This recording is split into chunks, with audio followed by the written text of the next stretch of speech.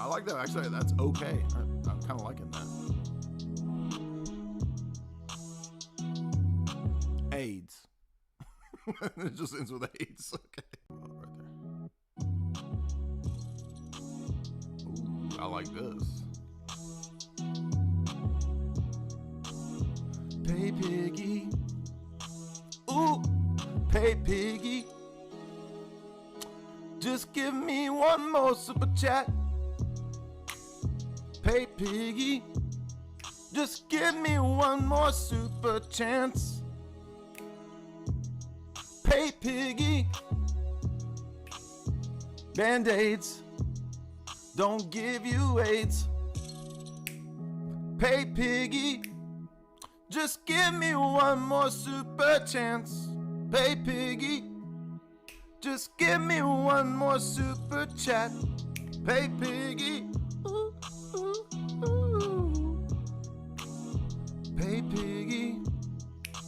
Don't make me go back to 9 to 5. Pay piggy. Wage cock ain't no way to be alive. Pay piggy.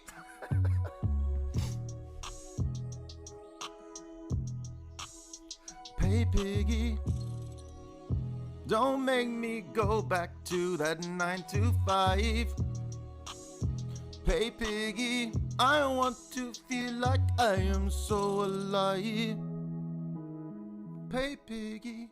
Pay piggy. Pay piggy. Don't make me go back to my 9 to 5. Pay piggy.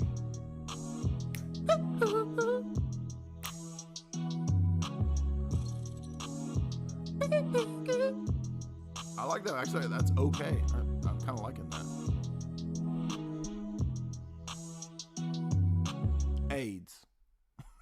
It just ends with AIDS. Okay. Right there. Ooh, I like this. Pay piggy. Ooh, pay piggy. Just give me one more super chat.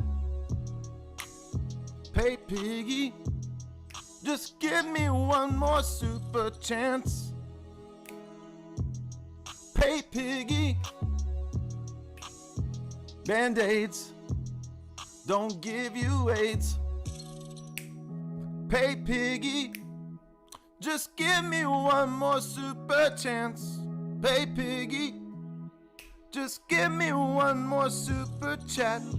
Pay piggy. Ooh, ooh, ooh. Pay piggy. Don't make me go back to 9 to 5. Pay piggy. Wage cock ain't no way to be alive. Pay piggy.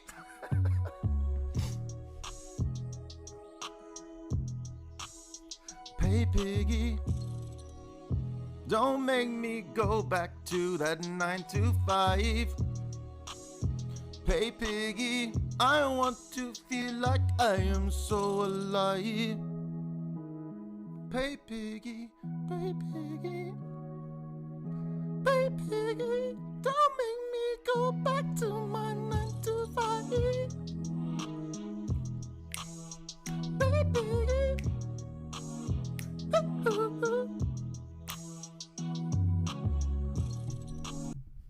What's happening? What's happening? Oh, what's he doing? Why is he making the joke? I don't understand. My mind can't process it. Who is this person? Why does he offend people? What is he doing?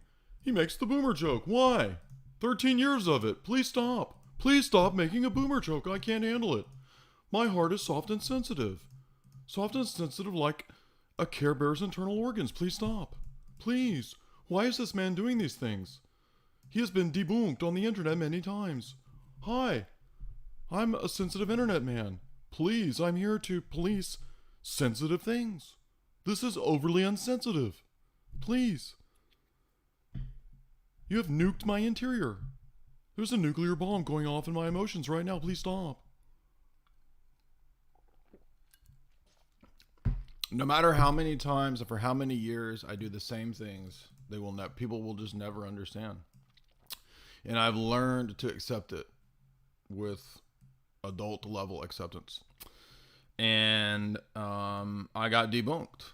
So it's basically today is retirement from the internet day. No, I didn't mean to do that. First of all, shout out to the debunker boy. This boy had some roid rage right here, as you can see. Dude straight up roid raging at me. Debunking my videos. And he says, this man thinks that he can improve the Illuminati. and then he goes on for just nonsense. It's literally the incarnation of a Reddit man. This is Reddit incarnate, literally. And the tinfoil hat, come on, dude. That's not even clever or funny. I mean, I put on a tinfoil hat in a video 15 years ago, my first YouTube video. You're like 15 years behind, dude. And then he literally says in his video that y'all can hear me, right? Y'all can hear me, right?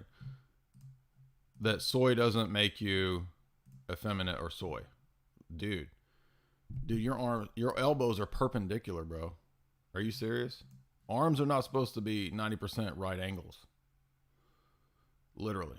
You over here you could go to drafting class and you don't even need any equipment. You could just like draw it with your arm, bro. So, okay, yeah, you're right. Soy does not make a man a soy man. Okay, exactly. If you say so. And then ironically, even the algorithm was trying to help this dude out, right? The algorithm was like, whoa, dude. This mofo's got perpendicular arms. 90-degree angle arms. Must help out. Recommend T-boosting. Recommend testosterone boosting. See the ad there? Testosterone booster. Test booster. This man failed the test right away. This man failed the test with his arms, so-called.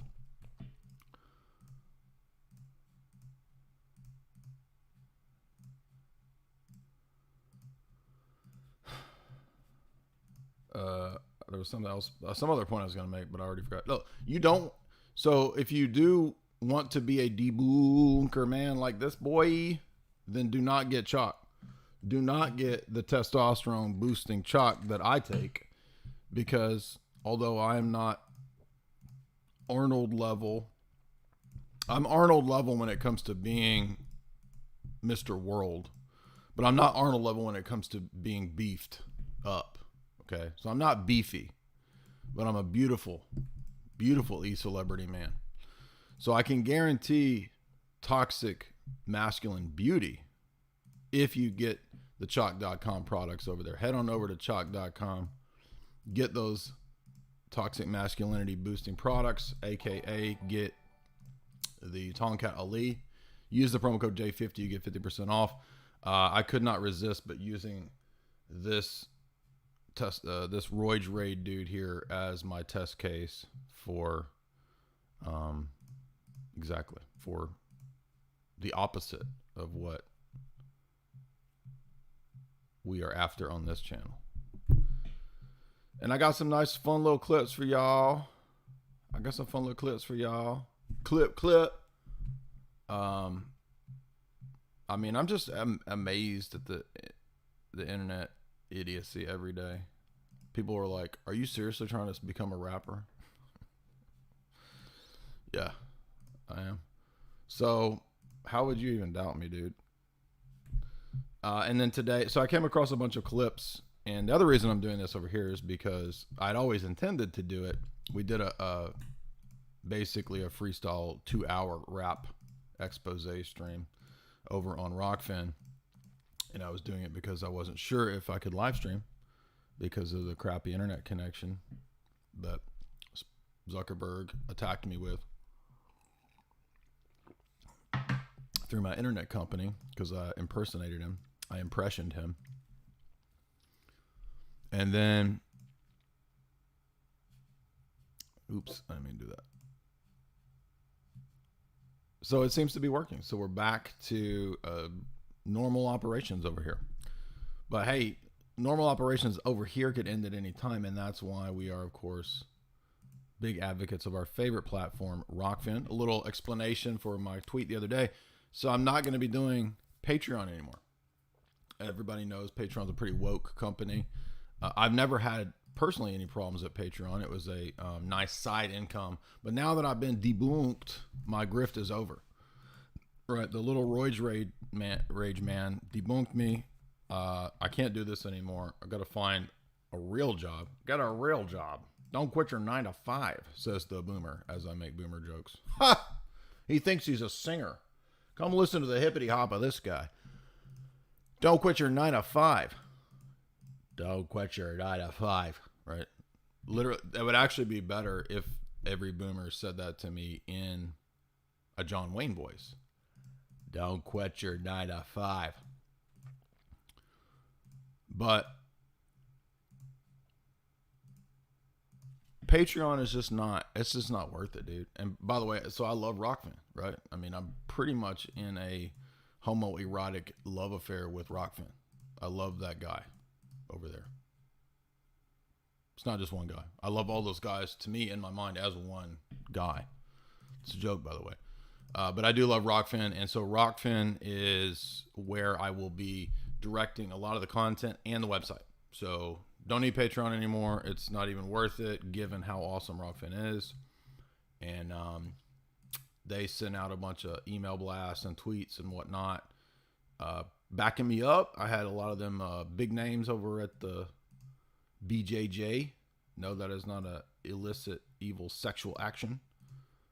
Brazilian Jiu-Jitsu, Brazilian Jiu-Jitsu, Brazilian Shih Tzus men over there said, this dude is great.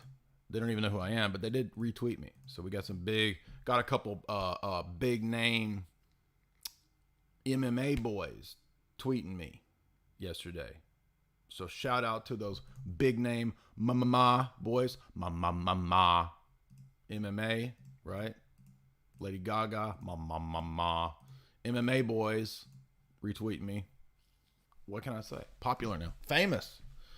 E-celebrity status, beautiful face, normal body, not beefcake body, normal body, fit, normal body.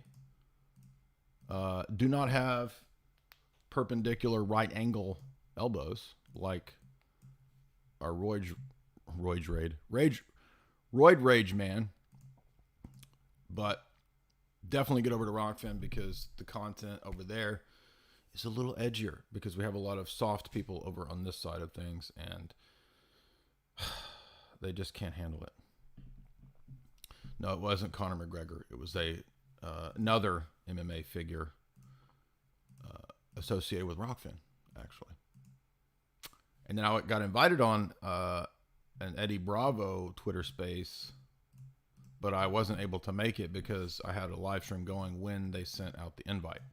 But I would have liked to have gone on that invite. And no, it wasn't Eddie Bravo. It was a different man.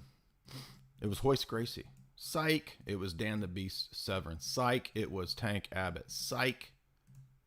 It was... I was trying to think of the old school MMA dudes.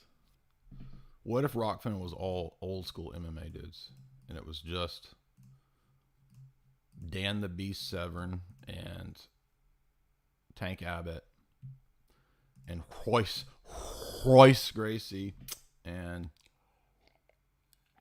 Ken Shamrock and Frank Dukes. You want to know who it was? Okay, I'll tell you. It was Frank Dukes. Frank Dukes retweeted me. AKA CIA assassin Frank Dukes, if you don't know. And yeah, so now you know who is the philosopher man speaking to the tip top of the MMA world. Butterbean, He was there retweeting me. Okay, they all retweeted me. How's that? Mirko Krokop retweeted me. And it was like his leg kick. Every tweet was like a leg kick to the mind of my enemies. Mirko Krokop. So today we're going to have fun. We're going to recap and recount some of the greatest hits of the last week that I did cover on Rockfin, but I wanted to cover over here because I love you guys too. Even though a lot of you are the same audience, this is a bigger platform. But in the future, I want to see everybody migrating over to the good platform. So migrate over, right, to Rockfin. It's free to make an account. I could be gone at any time. Everybody knows this. We could all be gone.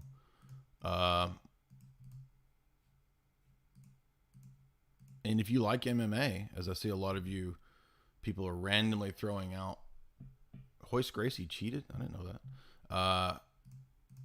What is the basis for that? I've never heard that. Vitor Belfort. Forgot about him. Victor Belcourt. Migrate on over to Rockfin because they have all of these mama men over there. And mama MMA guys over there. So if you're all into your rolling around on the mat and putting your face, if you're into putting your face into other men's butts and whatnot, like they do on the mama and the Zazillion Bujitsu, then you want to go over to Rockfin. It's just dumb jokes, man. It's just dumb jokes. Everybody takes it so serious. It's so serious. I give my audience the benefit of the doubt that they are smart enough to tell when it's jokes, when it's ridiculous, over the top. But people are getting, it's getting where people can't tell. They can't figure it out, right? So just a little bit of a reminder, and this is going to relate to both the World Gubmint that was announced this last week for the zillionth time that doesn't exist. That it also ties into the UFO alien nonsense. Bunch of nonsense, right? Remember? So this was the 2016 World Economic Forum video that they put out and removed. And shout out to Maddie over on Twitter for saving this thing before they removed it, although it is still apparently on their website. But nobody goes and checks their website except for nerds like us. So remember, it says this. You like that moving, emotional corporate music? Boop, boop, boop, boop. Corporate concern. Corporations care for you, right? And then they show this man who became a meme. This poor dude. You will own nothing, I shall be happy, right? So the first thing they say is the thing that doesn't exist. There is no such thing as a plan for you to have no private property. It doesn't exist, dude. Doesn't exist. Even though it's right there. Okay, that's from the World Economic Forum. No, that's from Twitter. That's not the World Economic Forum. It doesn't say, it says Twitter.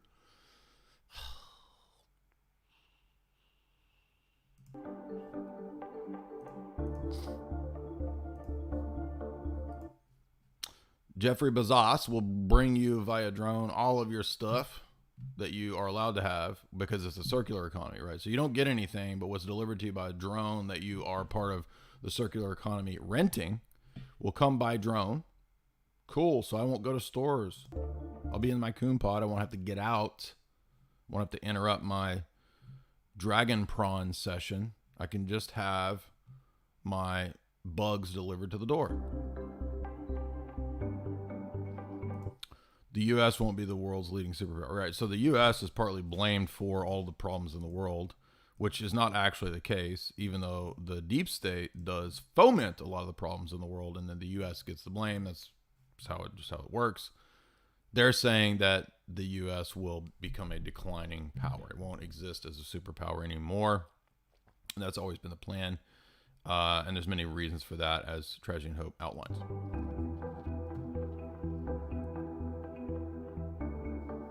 A handful of countries will dominate. Oh, interesting. So, in other words, a new world order, which that doesn't exist, by the way. But in the coming world order, it won't be a U.S.-led Pax Americana that we presently have. It'll be another form of world order, something focusing on probably other countries.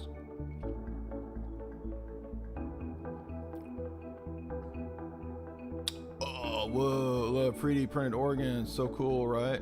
You won't have to wait for a heart transplant because it'll be Imagine thinking that this is for you, right? I mean, even if there are print on demand hearts, like that's not for you, dummy, right? Imagine believing this stuff, that this is for you. And then here's the one that we talked about so often, right? By the way, if you get a 3D printed heart, do you still have a heart? I mean, would you have compassion if you had a 3D printed heart? Do you think you'd still be a compassionate being, or do you think that it would intimately affect you? I don't know, like a rom-com, right? Like a 90s rom-com where somebody gets a pig heart and then they try to find love, but they still find themselves attracted to, I don't know, pigs. Or they get another person's heart and they find themselves suddenly attracted to the other person's loved one, right? The dead guy's wife, because he got the dead guy's heart. I mean, how do we know? How do we know that won't happen, right? What if I got my enemy's heart? I would be divided against myself. I would both love and hate myself at the same time. It would be a weird situation. So do we even want to go there? I don't know. I don't think so. By the way, there is a rom-com. I just saw the trailer for some terrible looking 90s, 2000s rom-com. Just the dumbest premise ever. That he got a heart transplant and then he starts to act and feel like the person whose heart he got. I mean, come on. Oh, but by the way, you're not going to eat meat, right? How long have we been talking about this? Me and little AIDS, aka Tristana, beautiful Tristana over there at Rockfin as well.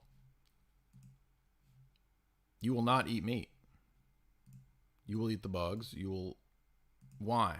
Why would they do? Because meat is bad for the planet, right? That's what Roid Rage Perpendicular Arms Man was saying, right? No, meat is not bad for the planet. Okay, carbon is not bad for the planet. Carbon is the basis of life. We live in it's Orwell world, man. People will literally believe anything. I mean, just say anything and they will believe it. And somebody's like, you gonna debate that dude? Do you think that guy could debate? By the way, I did say yes. But do you think that Roid Rage Noodle Arm Man can debate? He wouldn't know anything about debating. But I did say yes, I would debate him. But we're post debate, right? So at this point, everything's just entertainment, really, I guess. I don't know. But so as you can see, you will not eat meat.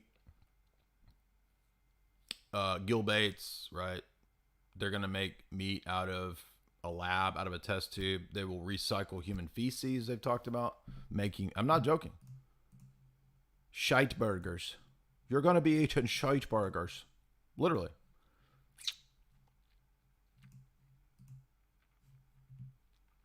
Now, quite a few people have come out of the woodwork in the last week to debunk me, curiously, popping up on streams, random pagans, random so-called Roman Catholics, probably a bunch of feds. And the narrative is that none of this exists, right? So part of the reason I'm doing this is just because anytime that people come at me, it just makes me do this stuff like 2 times even more intensely.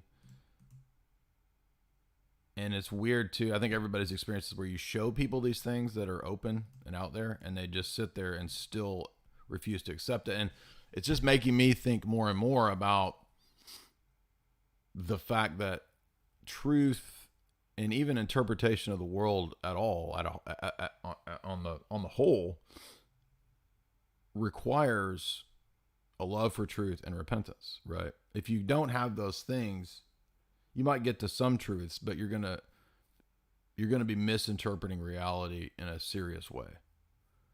And I think also you could look at it from the vantage point of we think knowledge ultimately is initiatory. So the mysteries actually help us interpret the world. And you can't accurately interpret the world without the mysteries, aka the sacraments, right? The sacrament of initiation and the other sacraments as well. So if knowledge is initiatory, that's just another layer or level by which people that don't have those elements are just even more at a loss for how to interpret the world. And then when you couple that with combating delusion and evil, people are just all the more susceptible to delusions, right? And so I think we're at this weird fork in the road where we joke a lot about satire no longer being satire, but that's because people are literally going insane. So we're witnessing people losing it, dude. They're going nuts. And it's at a high level, it's intentional. They really want to drive people insane.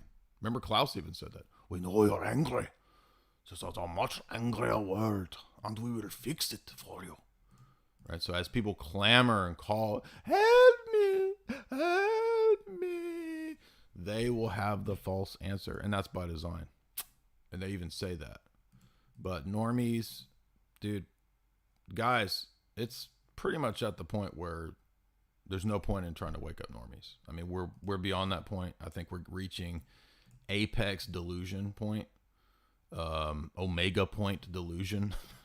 The omega point delusion sounds like a shitty Robert Ludlum novel, right? The omega point delusion.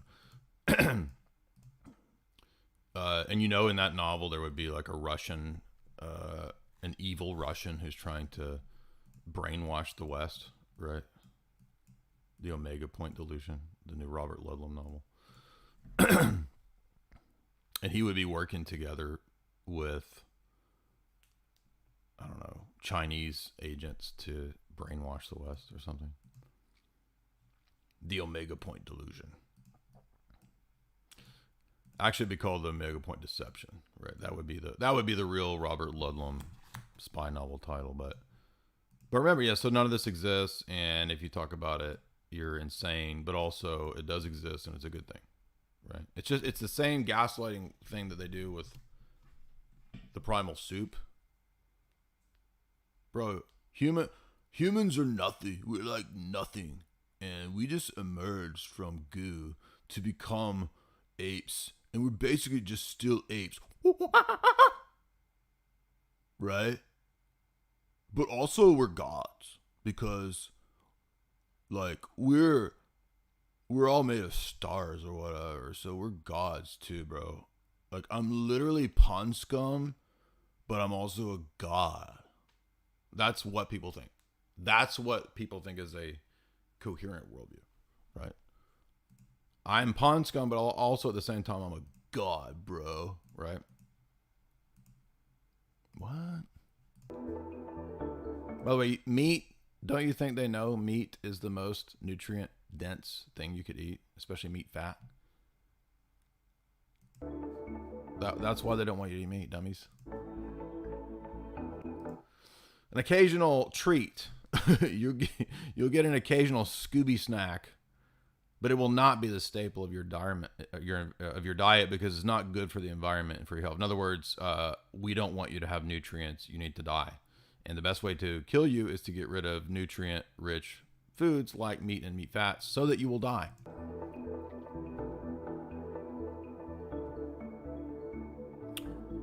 A billion people will be displaced because of climate change. Okay, sure.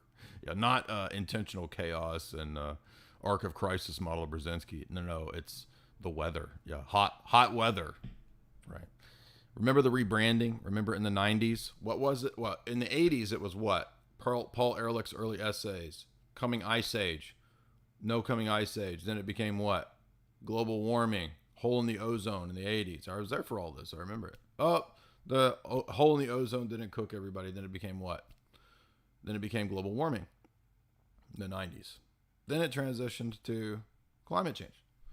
Do you know what that's called? public relations branding. It's just rebranded. Do you see that? It's a narrative, a story that is rebranded in each decade to fit the facts that don't fit it. Well, I can't comment on that one, so yeah. So polluters, which steam is not pollution. That's water coming out of that. That is not evil gases. Okay, steam is not an evil gas. Coal plants, that's just water.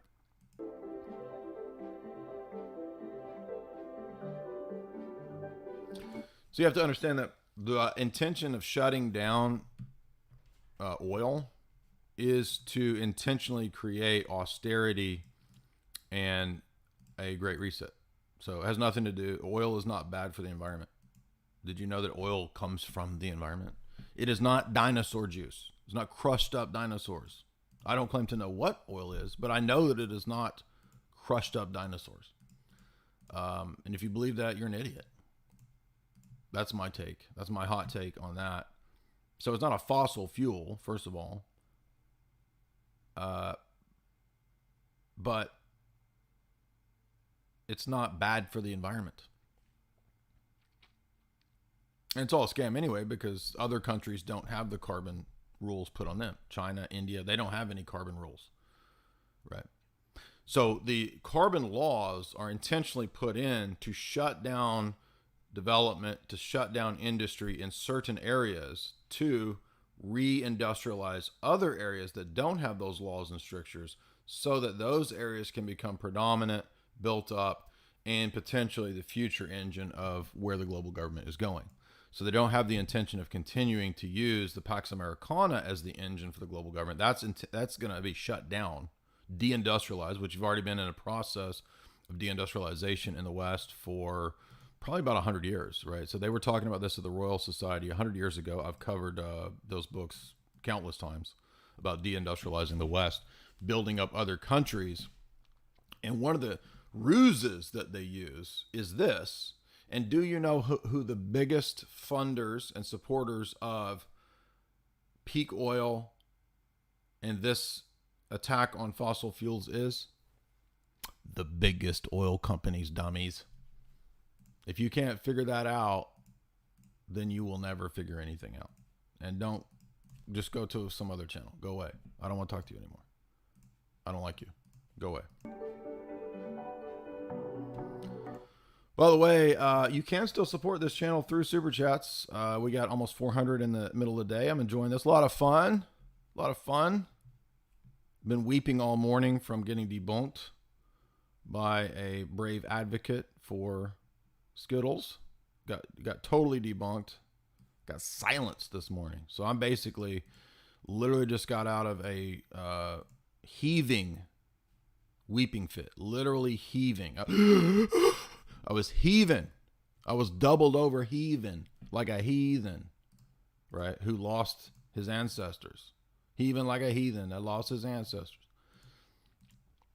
So if you want to help me feel better, you can support me via giving me love points, aka Super Chats, aka love points.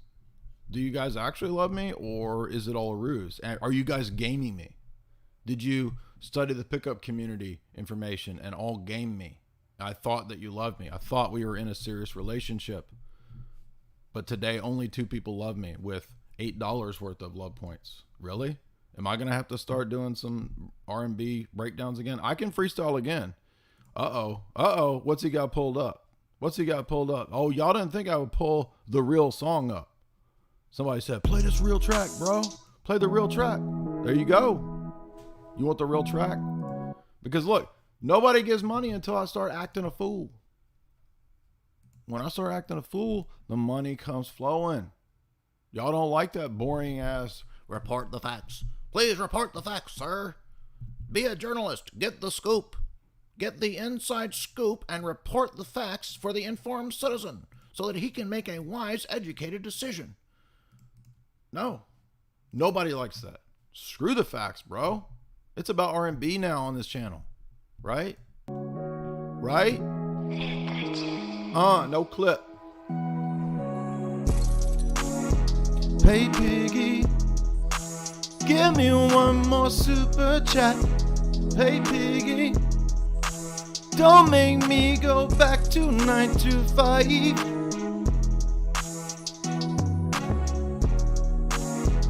Hey piggy, hey piggy, give me one more super chance to make you mine. Hey piggy, give me one more super chance.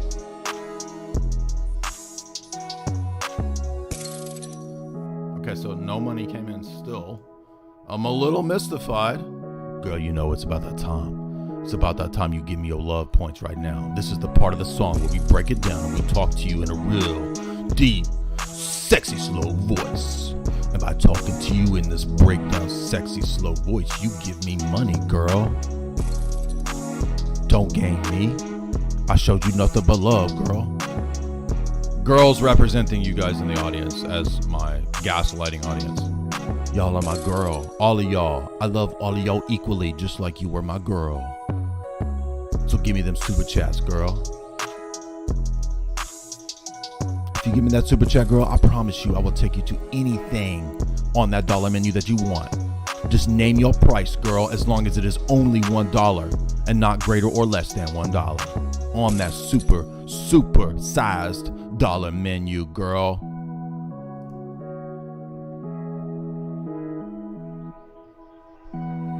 Dude, super chats is via Streamlabs, bro. That's why I put the link. The link is right there. It's called Streamlabs. Y'all even know what a pay piggy is? It's just a joke, by the way, before somebody tries to expose me for that. It's just a joke. So apparently, we are so degenerate in this society. I couldn't believe this was real. Okay, when I heard about this, this is a real thing. You can get paid as presumably a chick by dominating a person. Nothing actually goes on. You just insult the dude who bows down to the ground. I'm not joking. And kisses your feet. And sometimes you squish their head. And the girl, right? The OnlyFans chick. You insult the guy. And he pays you to do this. Nothing actually happens. I'm serious. This is a real thing. I couldn't believe this. I was like, what? And then I looked it up. This big old fat ass nasty chick, right? Some years ago. This like ghetto white chick has this big old stack of like $100 bills, and she fans them all out, and she's like, you see this right here? This from my pay piggies. And I'm like, what? Pay piggies? She's like, let me show y'all how I make money. And so this dude like comes on her streams or whatever, and she's like, get down before me, you slug. You nasty. Get down on the floor, you nasty slug. I hate you. You worship me. I your goddess. And he's like, Yes, here's a $100 bill. Oh, yes, here's a $50 bill. Yes, more. that's it. That's actually a thing. That's a thing. Yes, that's a thing. How is that a thing? I don't know. I don't want it to be a thing. But my eyes and ears are subjected to things nowadays that I would never have dreamt to be things, and I don't want to be things. And yet they are things. That is a thing. I'm not joking. And there's like a whole genre that do this. There's a chick that had like 350,000 views on her video explaining the pay piggy. And then she goes to an ATM to meet one of her pay piggies who gets like hundreds of dollars out of the ATM. And she does like a 5-minute session to meet at the ATM. He lays down on the ground and kisses her feet, and she like puts her toe on his head and squishes his head. And she goes, "I'm your goddess. I'm your goddess." And he like worships her, handing her money. And then she's like, "Okay, that's all for today's session. Goodbye." So she, so that's what a pay piggy is. And that's just a joke, right? Like literally, I do not view you as my, I don't even like that whole genre of, it's just gross, dude. But anyway, it's a dumb joke. Okay. So pay piggies, that's what a pay piggy is. And then it got used for people who make money through super chats, right? Oh, you trying to make a living off your pay piggies? Sorry. So then it got used for everybody. So y'all are my beloved real pay piggies, but not pay piggies in an insulting, not like in a pig sense, more like in a Babe sense from the movie Babe, right? More like in a Charlotte's Web sense, right? So y'all aren't ugly pay piggy people, and there's nothing erotic going on here, right? We had a friendly courtship, me and you all collectively as my audience girlfriend, and that's why I was singing the song to you guys. But you creepers, if you thought that was anything sexual, that's on you, dude. This was, well, Anthea, you always complain about me singing. Why do you come to the streams every time I'm singing and making jokes? Like, you come in here every time. So that's even crazier for you watching streams where I act stupid and sing. And yet, look at this. Why does he do this? It's crazy. Because we just got about $40, 50, $60 by me acting a fool. So do you understand that people like it when you joke around, Anthea? Is this a joke? Here we go. Here come the people that I was talking about at the beginning. Why does this man do this on the internet? I do not understand. It's like he's not taking seriously the internet, and it's as if he's making a joke of things. What is happening here? Yeah, I was singing my hype R&B EP that just dropped this week. And the boomers are like, "What is this? I don't understand." Yeah, you're watching a musical genius twerk his work. What do you think? What did you expect? And by the way, I know Anthea Apple. I know you've been following me for years. I seen your name. So don't act like you don't know. I've been running the same game for freaking 15 years on the internet. What you mean, girl? Girl, what you mean? I'm going to dedicate this next song to Anthea Apple. Anthea,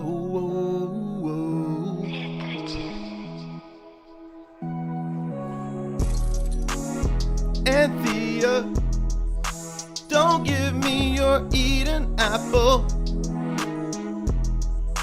Don't tempt me to fall down.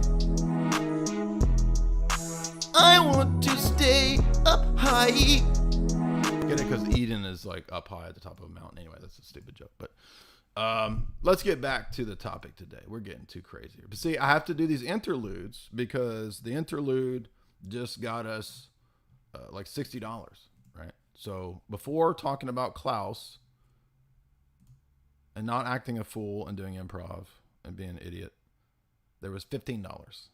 Now there's almost $100, right? Like 70, $80. That's why. Do you understand? People don't care about reporting boring facts. You have to be an idiot. And I just happen to be that idiot.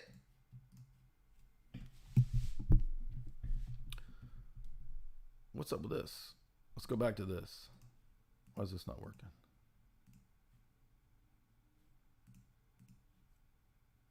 Oh, well, anyway, so the next one in this clip, this doesn't want to play now, is alien life. Remember that the original Klaus WEF video said that there would be alien life.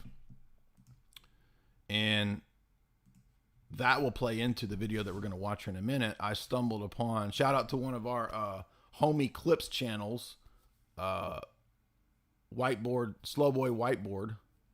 Slowboy, who stumbled upon a nice little brief refutation of the alien stuff. So we're going to watch that little mini doc here in a second after we get through this. But I did want to remind you guys that the video does talk about supposedly discovering alien life. Now, so that video is saying the World Economic Forum's projections for what to expect between like 2010 and 2020. No, I'm sorry, 2020 and 2030, right?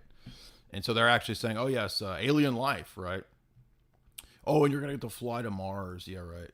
Like, oh, well, you'll be safe. We'll figure out how to get you to Mars. You're not going to Mars, dude. By the way, guess what? We're going to be covering. So I did finish this. I'm halfway through part 2, Paralandra. So we are going to be covering Out of the Silent Planet, Paralandra, and Hideous Strength, the space trilogy. Guess what? Did you know that C.S. Lewis makes the alien end times deception a demonic thing? Yes. C.S. Lewis holds the view that the alien announcements and deceptions are demonic in their origin and nature.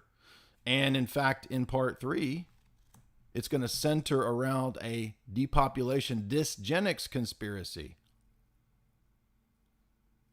The stream's not gone. We're here. Don't worry, guys. Everything's okay. So the reason the clip froze is because I had to plug in the charger. And so if I live stream with the Ethernet cable, I can only do that for a little while before I have to plug in the charger. So relax, guys. We're here. Nothing's wrong. Everything's okay, guys. Group hug. Come here. Group hug. Come here, guys.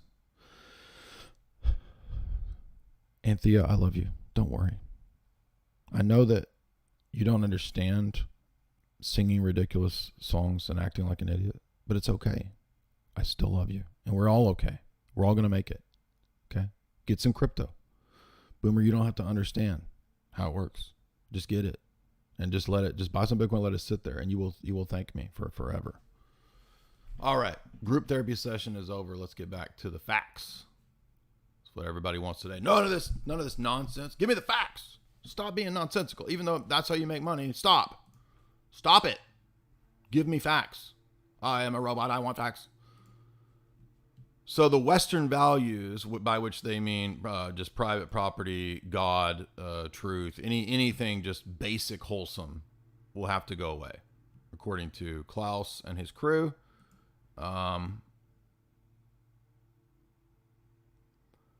Checks and balances that underpin democracies must not be forgotten. Okay, that's, in other words, the democracy, aka the fake front for the global elite. That's all that means.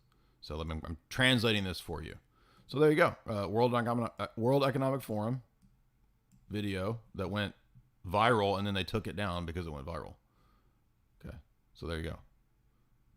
Yes, it's a real thing. It's not made up. It's not fake. It's a real thing. But again, guys, we're at the point where if people haven't figured it out by now, like this chick here, and then all of the goobers underneath her comment that I made the mistake of interacting with. Who actually thinks the Great Reset Conspiracy is a thing? Do you think it's a name? That's the name of the boring ass book and the dumb meeting, but the actual idea. Okay, whatever, chick. Bye-bye. Never ever comment under these. Okay, this is speaking from experience. Do not reply to these people. Do not comment. You will never reason with a person on this platform. You will never. Why do you block so many people? Because you cannot reason with people. People have lost their reasoning faculty. Do you understand? How can you reason with people that have lost their reasoning faculty?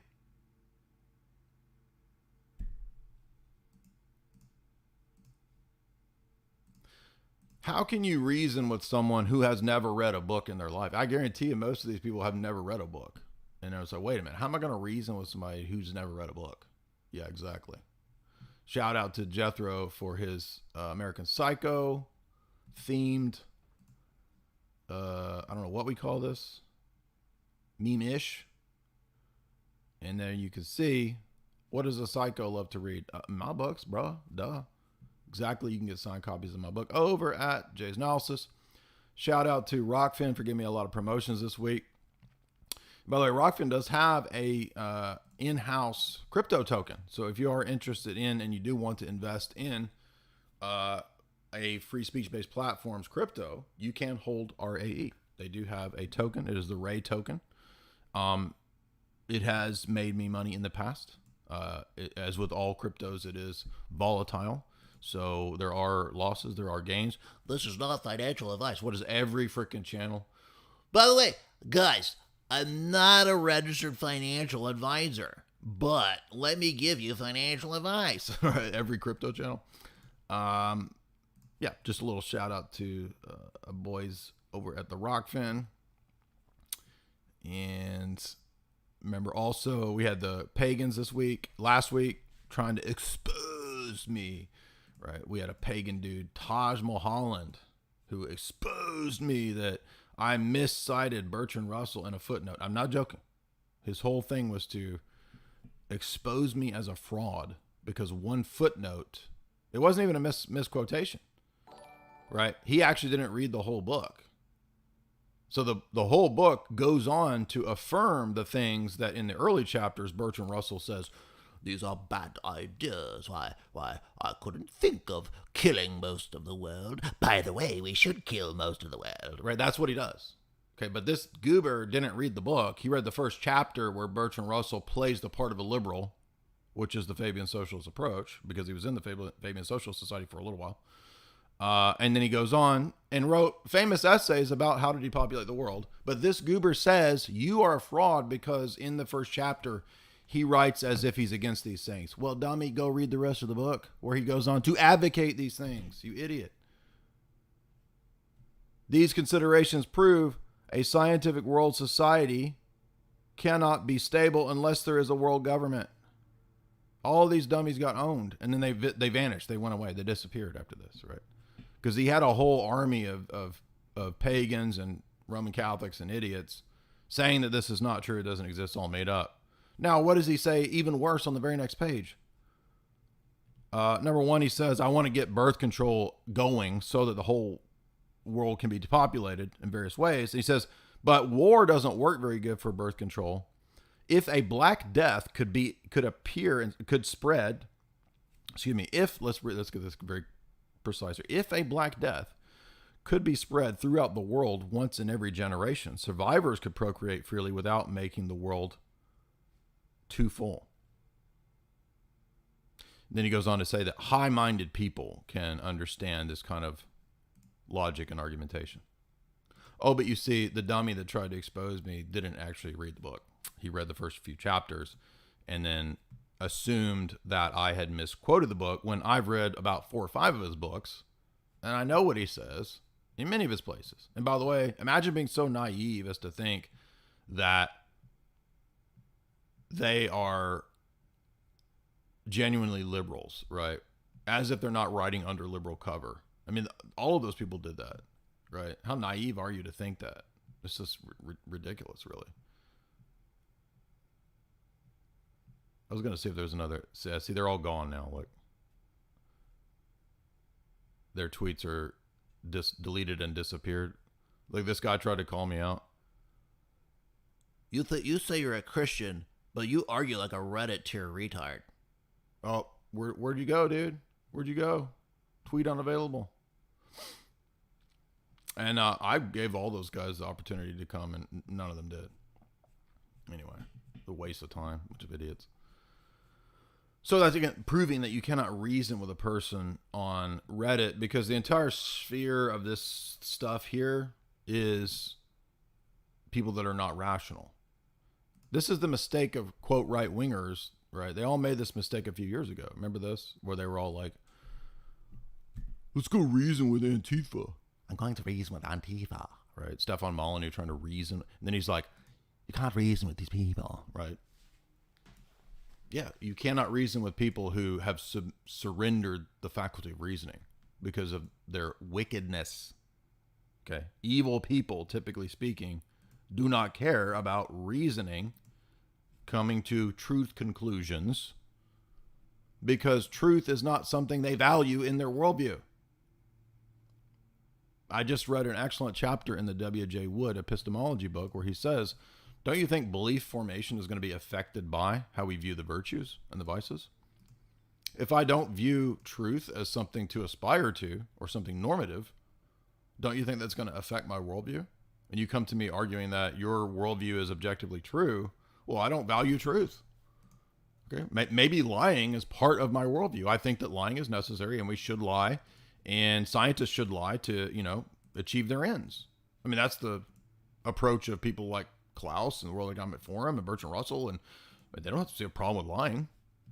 Lying is part of what's necessary to get things done. Now, remember, there's no such thing as the NWO. It doesn't exist, but they talk about it publicly all the time.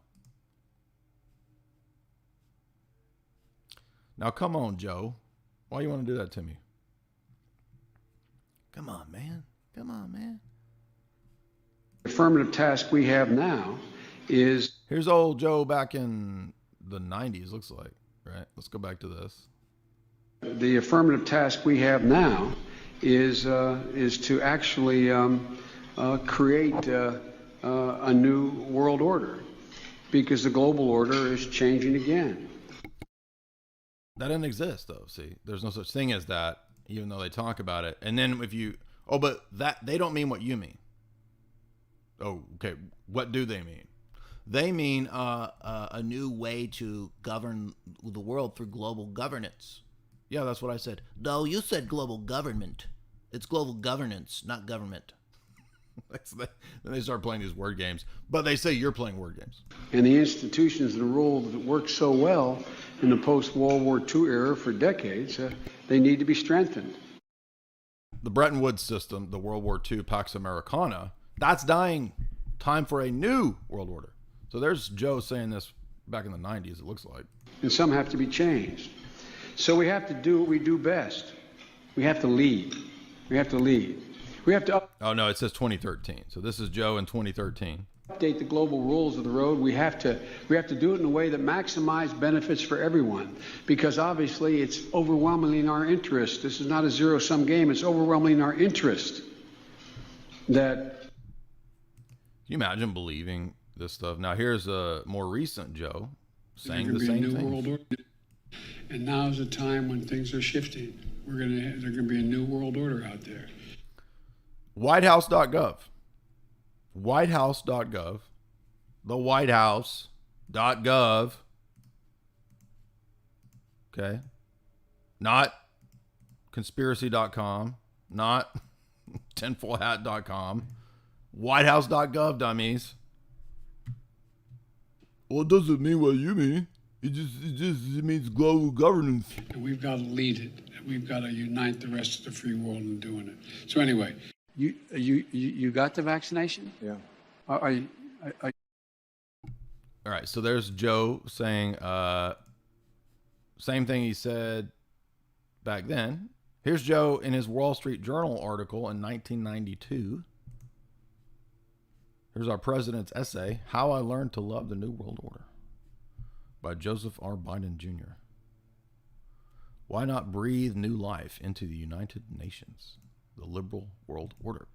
Yeah, exactly. This is what was set up at the time of World War II, the Bretton Woods system after World War II.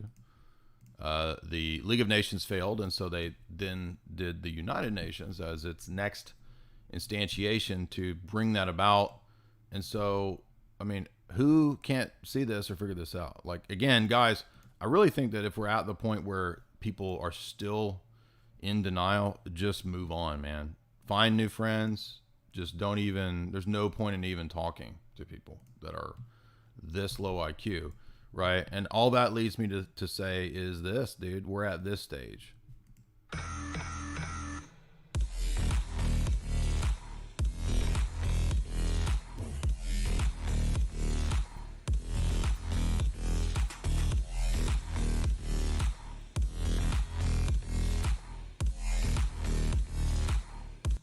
There you go. See, that's all we need for that. Shout out again to Slowboy Whiteboard. Great channel. Got a lot of good clips over here. And we're going to be doing one of these slow boy whiteboard mini docs that he dug up here in a second. That's going to be fun. We'll get to some of these super chats in a minute. Thank you guys so much for the super chats. If you don't know, I am Jay Dyer, aka R&B star, famous now, not just e-celebrity, conspiracy theorist, TV host, but also R&B star.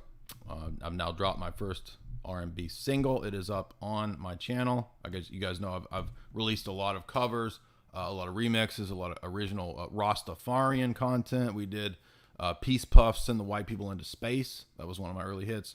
The Boomer Song, another early hit from some years ago. We did the Charles Manson rap, another big hit from last year. Had a lot of views on Twitter. So I do need to put out an album eventually. I actually think that this would be a good idea. I'm very proud of my new R&B song, Pay Piggy. And I want to thank all of you Pay Piggies out there for helping me out. I love you guys very much. We are in a courtship. Okay, so it's not an erotic love. It's only a plutonic love at this point in our courtship, me and you guys. We could develop. We don't know. We'll have to see where it goes. But right now, we're just at that courtship stage. So if you would, please show some love. Send them super chats via the Streamlabs link. And remember too, guys, if you don't want to be like our perpendicular arm boy at the beginning of the stream, head on over to chalk.com. Get a hold of those supplements that can aid you in your quest to achieve toxic masculinity to the levels that I have already achieved.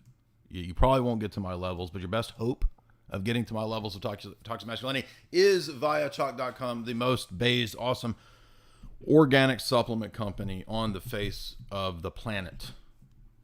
Here's a little thing I found. Now, this looks fun. I have not seen this yet. Somebody sent me this. They're like, dude, check this out. And this definitely looks relevant to what we talk about over here. So let's see what our boy old Gil is up to. What's up with that? He's looking a little rough right there. Looks like he's got a little slow boy in him right there. Let's see what Gil's up to over here. Back in, what year? How long? 30 years ago? 94. So what was Gil saying in 1994? Over at the TV set, we saw that whenever you stop watching a show, you have a choice that you can come back and watch the rest of it later. You're no longer tied down to the particular schedule where that show comes out on. So it's not just So DVR. I'm going to have DVR. Okay. Interesting. Fascinating. He predicted DVR. movies. It's also music, any type of show, educational video, anything you want to do, you're in control.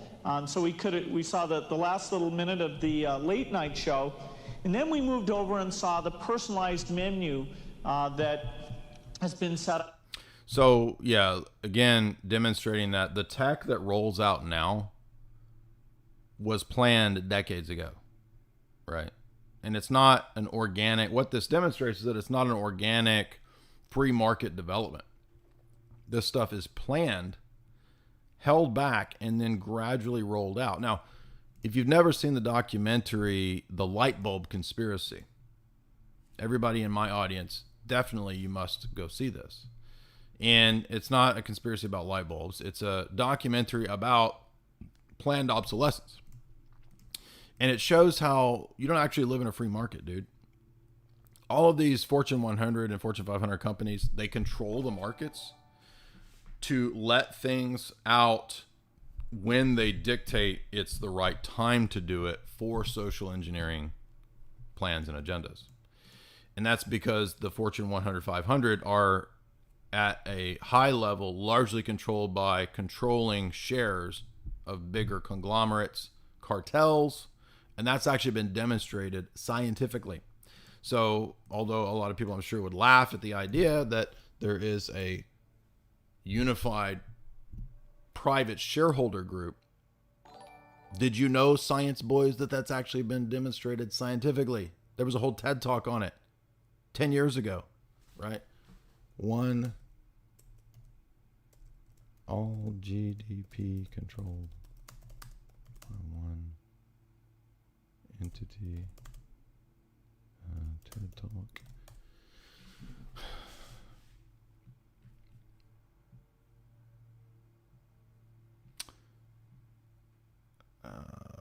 What was that called? You guys remember that? I can never remember how to. I've got it saved in my on my phone, but let's see. TED Talk. Global economy controlled. I think this is it. It's like a Nordic glattfilter. That sounds like it might be the Nordic people I'm thinking of. So it was based on a study they did, right? And they studied 2013. This looks like it's about it. 2013. I think this is it. So they talked about, at this time, remember Occupy Wall Street? We're the 99%, dude. And they were saying that the 1% controls this network of global control, and it was based on a study. Here it is. This is it.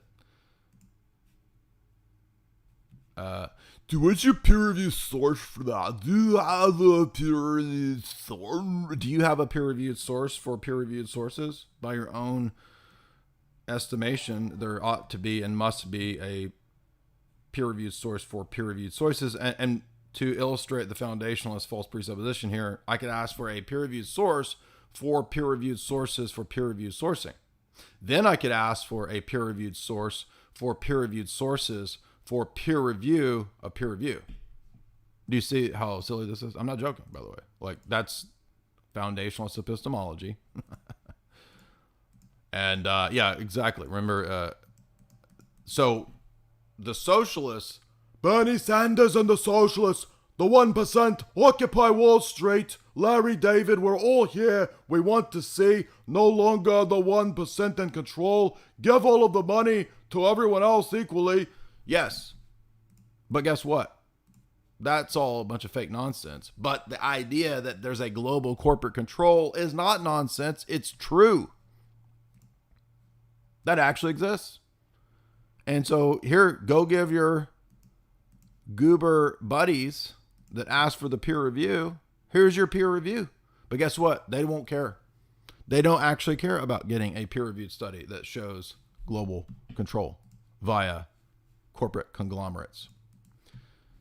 I can't read this. Let's see what it says. The structure of the control network of transnational corporations affects global market competitions and financial stability. So far, only small national samples were studied, and there was no appropriate methodology to assess control globally. We present the first investigation of the architecture of the international ownership network. Along with the computation of the control held by each global player, we find that transnational corporations form a giant bow tie structure, that a large portion of control flows to a small, tightly knit core of financial institutions. This core can be seen as an economic super entity. Where's the peer-reviewed source? Did that exist? It doesn't exist. Exactly right. Here's your peer-reviewed source. Where's the peer-reviewed source that I should listen to peer-reviewed sources? Wow. And then its head pops.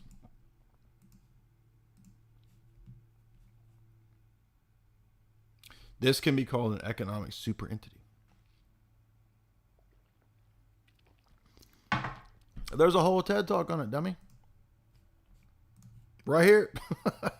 They even give you a giant 3D web of it.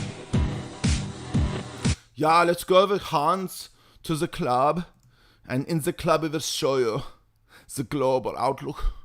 The global club. So I feel like Dieter, right?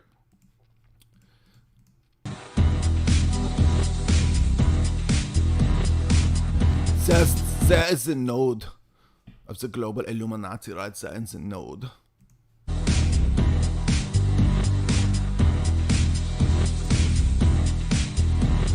Did you bring the glow sticks?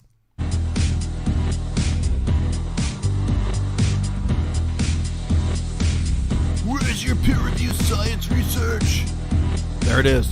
That's just a CGI image. It doesn't prove anything. It doesn't prove anything. It's just it's CGI. Come on, Gil.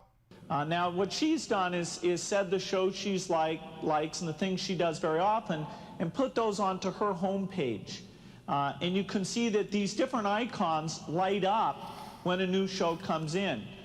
In fact, if you get behind multiple episodes, you could even have a count of the. Okay, I was expecting more out of this. Okay, Bill Gates predicting DVR. That's not that fascinating to me. 2005, a wallet PC. 2005?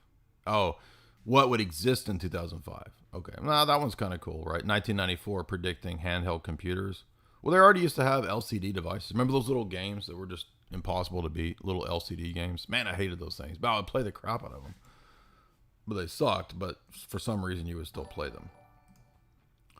So thank you, Gil Bates, for not that interesting of a prediction.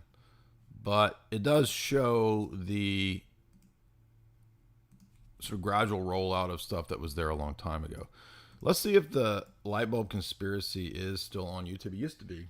And if you've not seen it, I highly recommend it. Notice, by the way, this is a neat little factoid here. If you look in my back door of the YouTubes, you see this? See this right here?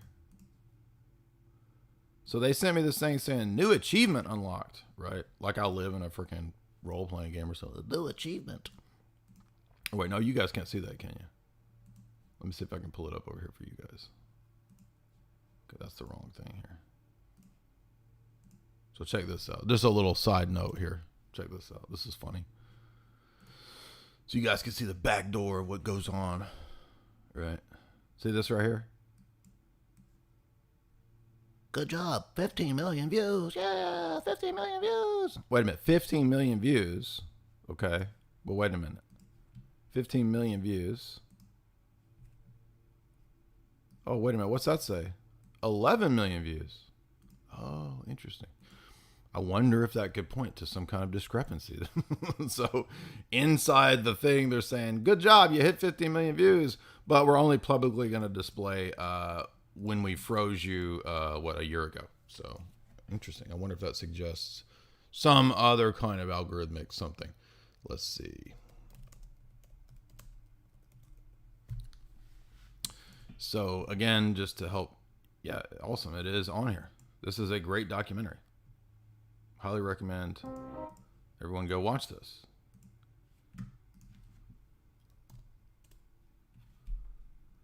Well, I mean, something I think, I can't, obviously you can't prove it. Now, I was looking for old videos, and I noticed a lot of old videos are hidden. Like you can't, it didn't matter what I typed in, you couldn't pull them up.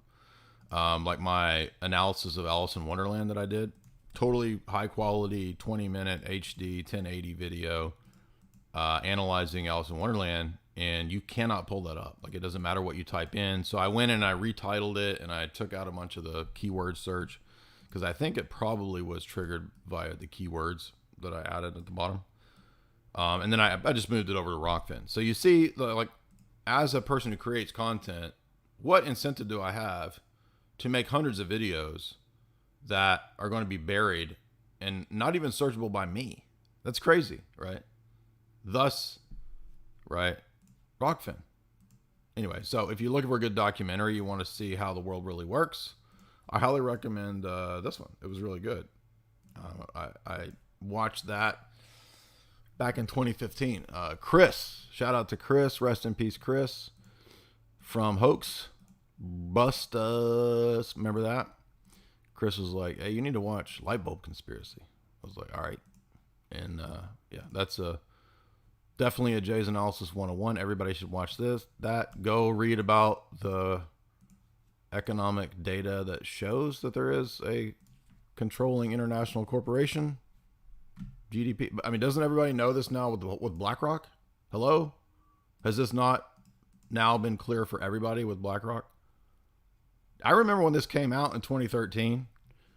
Remember? And then, oh, you're just talking about that because like Swedish socialists put that out. Okay, well, so what? That doesn't mean I'm a Swedish socialist because I look at this presentation of this argument. Doesn't mean I accept their solutions, right? Their solutions are probably, we need more socialism. We need more socialism. Right? Like Dieter from frickin'... I know Dieter's German, I'm just saying. From Sprockets. We need the socialism. The black despair of the Western capitalist ethos. Thus we need the socialism. No, I'm not supporting socialism. Everybody gets caught in these dumb either or dialectics, right? But there it is. I mean, they get the whole TED Talk. They did TED Talks on this. People are like, it doesn't exist. It doesn't exist. And who do they list? What would now, I feel sure, BlackRock would be in this for sure, right? Barclays, Capital Group, FMR, AXA, JP Morgan, Vanguard, Merrill Lynch. Those were in the top 10 back in 2013. And what BlackRock has, 10 trillion now assets under their control? So I'm just trying to explain to you that the world is not run by a free market. It's run by a weird monopoly capitalist insider scam system. That's how the world's really run. It's literally run on a giant scam in debt and usury via quantitative easing, money printing that allows them to inflate, debase, destroy currencies as they see fit. That's how the world really works.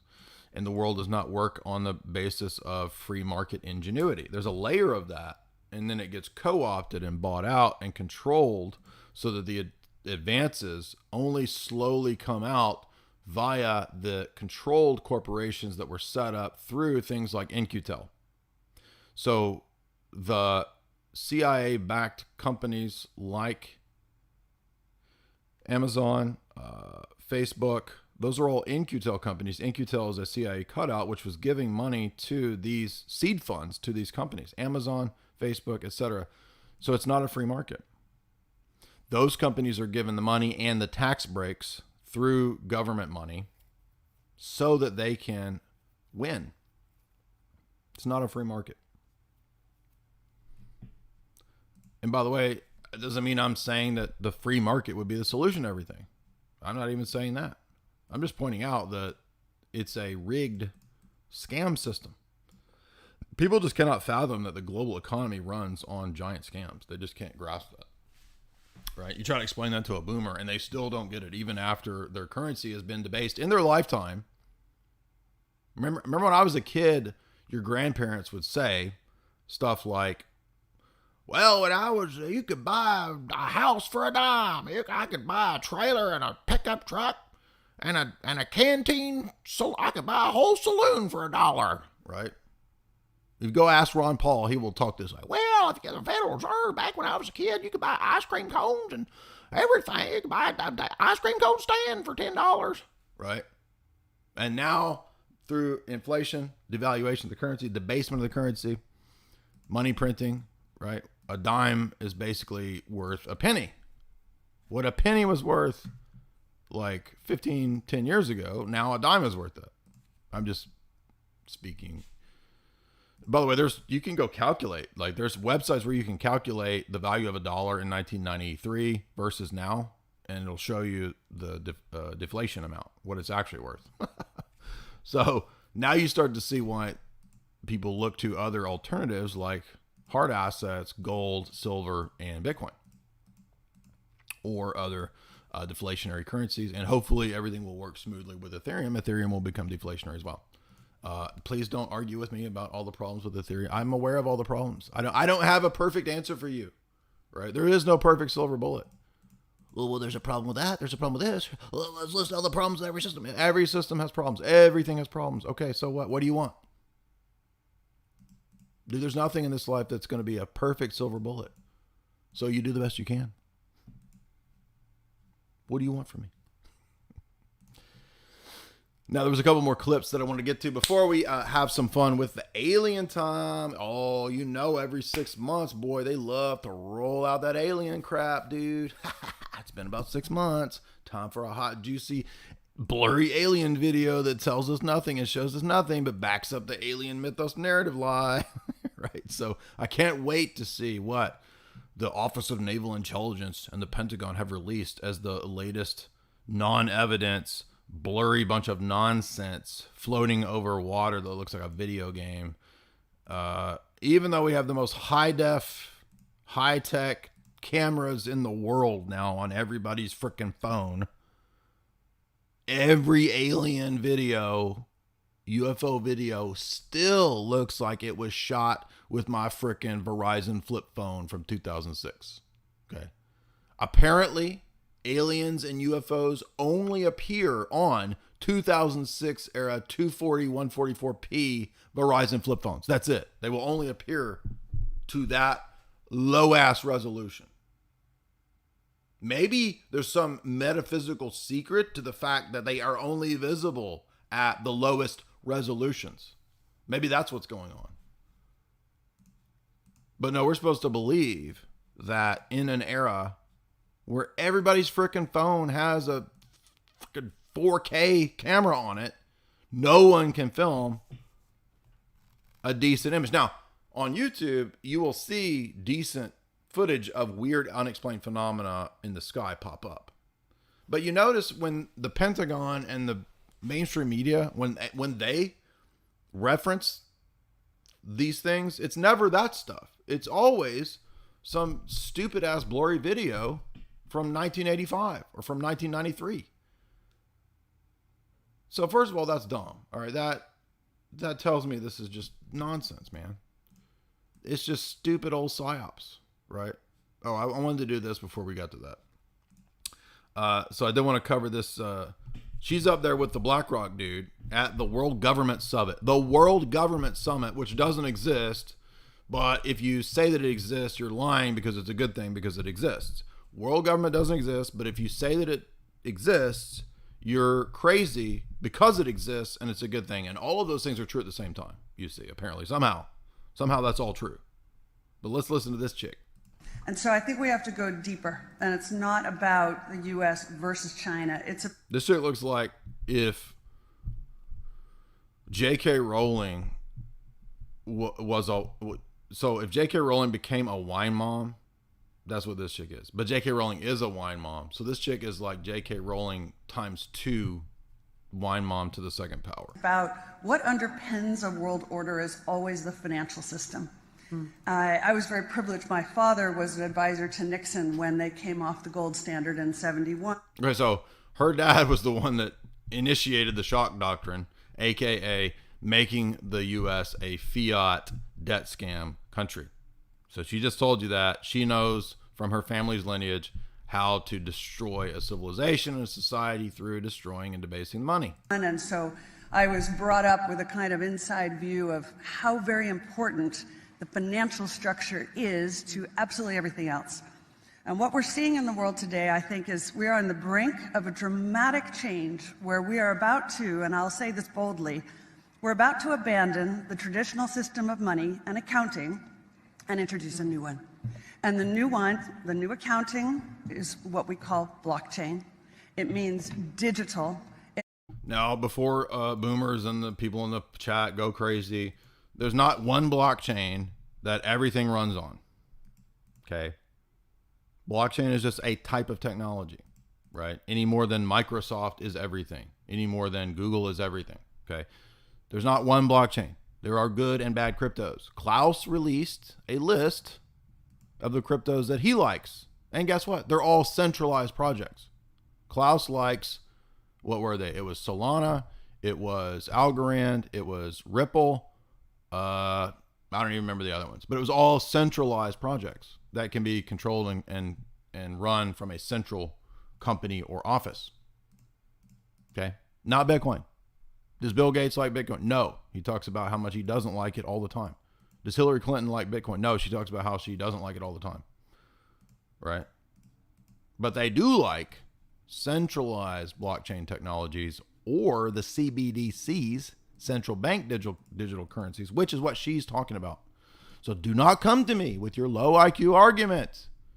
Why do you support the global bitchain? You support the bitchain like this global woman, your Illuminati she'll confirm. It means having a almost perfect record of every single transaction that happens in the economy, which will give us far greater clarity over what's going on. It also raises huge dangers in terms of the balance of power between states and citizens. And well, it's funny, she admits the dangers of a centrally controlled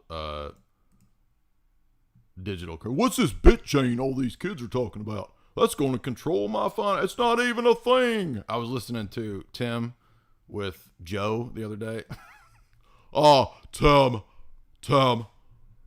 Oh, bitchain's not even a thing. What is this? It's not even a thing. Where is it? Where is it? Huh, you just got owned, millennial. Where is it? It's not a thing. You know, I drove to Silicon Valley.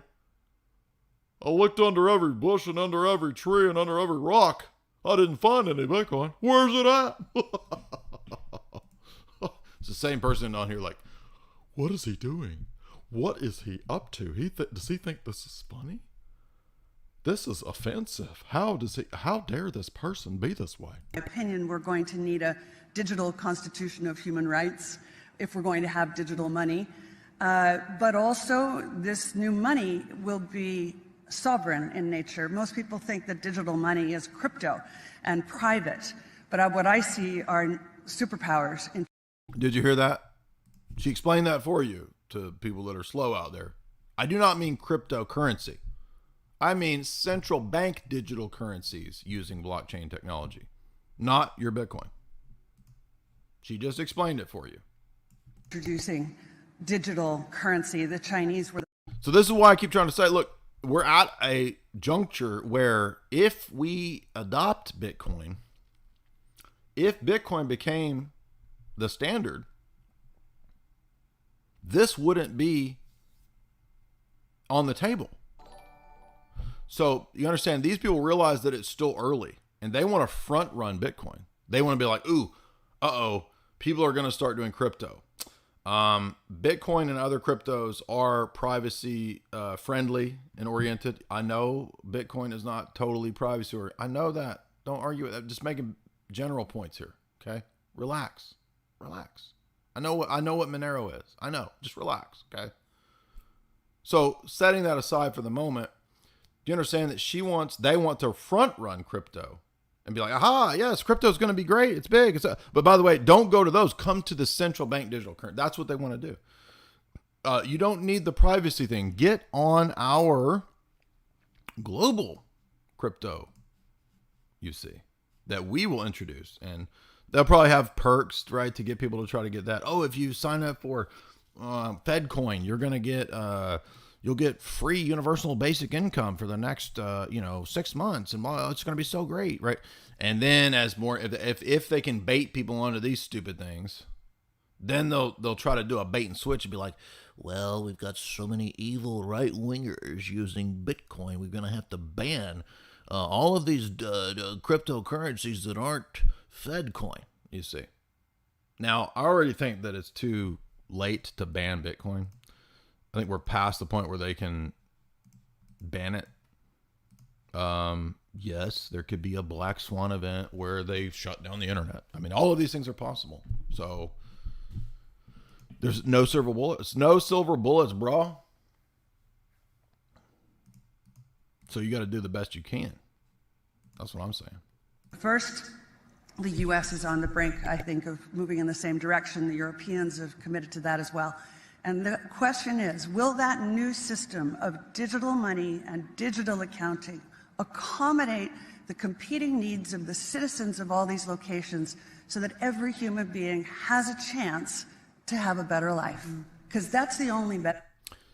Yeah, right. As if she cares about giving everyone a better life. I mean, imagine believing that these people who destroy countries and want to kill everybody, like but I want you to have a better quality of life. I mean, yeah, I want you to die, but at least I want you to die in a quality way. All right. So now again, none of this exists, but let's hear everybody's buddy Christina Lagarde talking to Klaus's disciple, Novocaine Euthyphro Ferrari. So this is Novocaine Euthyphro Ferrari talking about getting up under that skin, baby, getting up in you. Climate change is not just a problem, it's also an opportunity. I don't think that we can prevent climate change just by telling people to stop progress, stop economic growth, because economic growth, again, as you probably know better than me, is now the #1 value in the world. One of the main causes of climate change and of pollution in general is the meat and dairy industry, which in addition... You will eat the bugs, you will not eat the meat. There we go. Well, it doesn't exist though. Remember, it still doesn't exist, but also if you don't like it, you're a bad person because it does exist, but it doesn't exist too. Inflicts terrible suffering on billions of sentient beings. And there are opportunities, for example... AKA the vegan agenda. What have we been talking about with Tristan for years now? The vegan agenda. We must decrease the suffering of the beings. The suffering of the beings. Well, yeah, if you remove all the beings, there won't be any suffering. You see the logic of this? It's very logical. So how to decrease the suffering of the beings? Just remove the beings and there will not be any suffering. Yes, genius logic. To develop what is known as clean meat, which is you want a steak, don't raise a cow and slaughter the cow to get a steak, just grow a steak from cells. It may sound like science fiction to some people. You don't like censorship? Build your own internet. You want to eat a steak? Grow your own steak. Grow your own fake cow out of a test tube. And grow your own steak. Don't try to take my steak. You don't need a cow. Grow a steak. I like how he's like, grow your own steak. Like, just grow your own, man. Quit trying to take my steaks. Shit. Grow your own, man. But it's already happening. 5 years ago, the first clean meat hamburger was produced, and it cost about $300,000. Last year, it was down to $11. And if we continue to invest in this kind of technology, in a couple of years, we can have meat which is much more ecological, much more economic, and also much more ethical. The financial system will become so complicated as AI takes over more and more of the action that it will be just too complicated for the human mind. So how does a system functions when... By the way, I was wrong. It wasn't burgers, it's water. Would you rather eat a shit burger or would you rather drink poop water? I guess, and there's another one that does beer too, right? This is a genius machine. It's gonna turn the beer into you turn your crap into beer and water. Yeah, so excuse me, it was not burgers. But by the way, I guess it could be, right? I mean, might as well just also make burgers too. But this is from his website, so that's a real thing. No human really understands it. What it means that more and more authority is shifting to the algorithms. So you still have a human on top, and you still make choices. But the options on... Notice they said you still have a human on top and you still make choices. Watch for the contradiction, fellows. My fellow intrepid critiquers and presuppers. Are our presup ears open? Put your presup hats on. Let's listen for a contradiction. You would still make the choices. Oh. But listen to see if he denies something relating to that statement here in a moment. In the menu are written by algorithms on the basis of how algorithms understand the world. And they understand the world in a way that nobody, no human, can really understand. So you get like, okay, we have 5 options. But why these 5 options, we don't know. This is what the computer said. That you could have sophisticated economies in the future in which humans, or at least many humans, are not needed even as consumers. All the major problems of the world today are global problems. The 3 biggest problems we face are nuclear war, climate change, and technological disruption. And none of these problems can be solved on the level of a single nation. You just can't solve Again, what have we seen from every one of the global elite writers? I've covered this ad nauseum. 50 to 60 books of the elite that we've covered. They all say the global crisis cannot be solved except by a global centralized authority. We have a global problem. We must erect a global central authority to solve these problems. Always the same lines. climate change or regulate AI on the level of a single nation. So the only solution to these global problems is greater global cooperation. Whether But notice, remember he talked about choices, that there will still be humans in the equations making choices.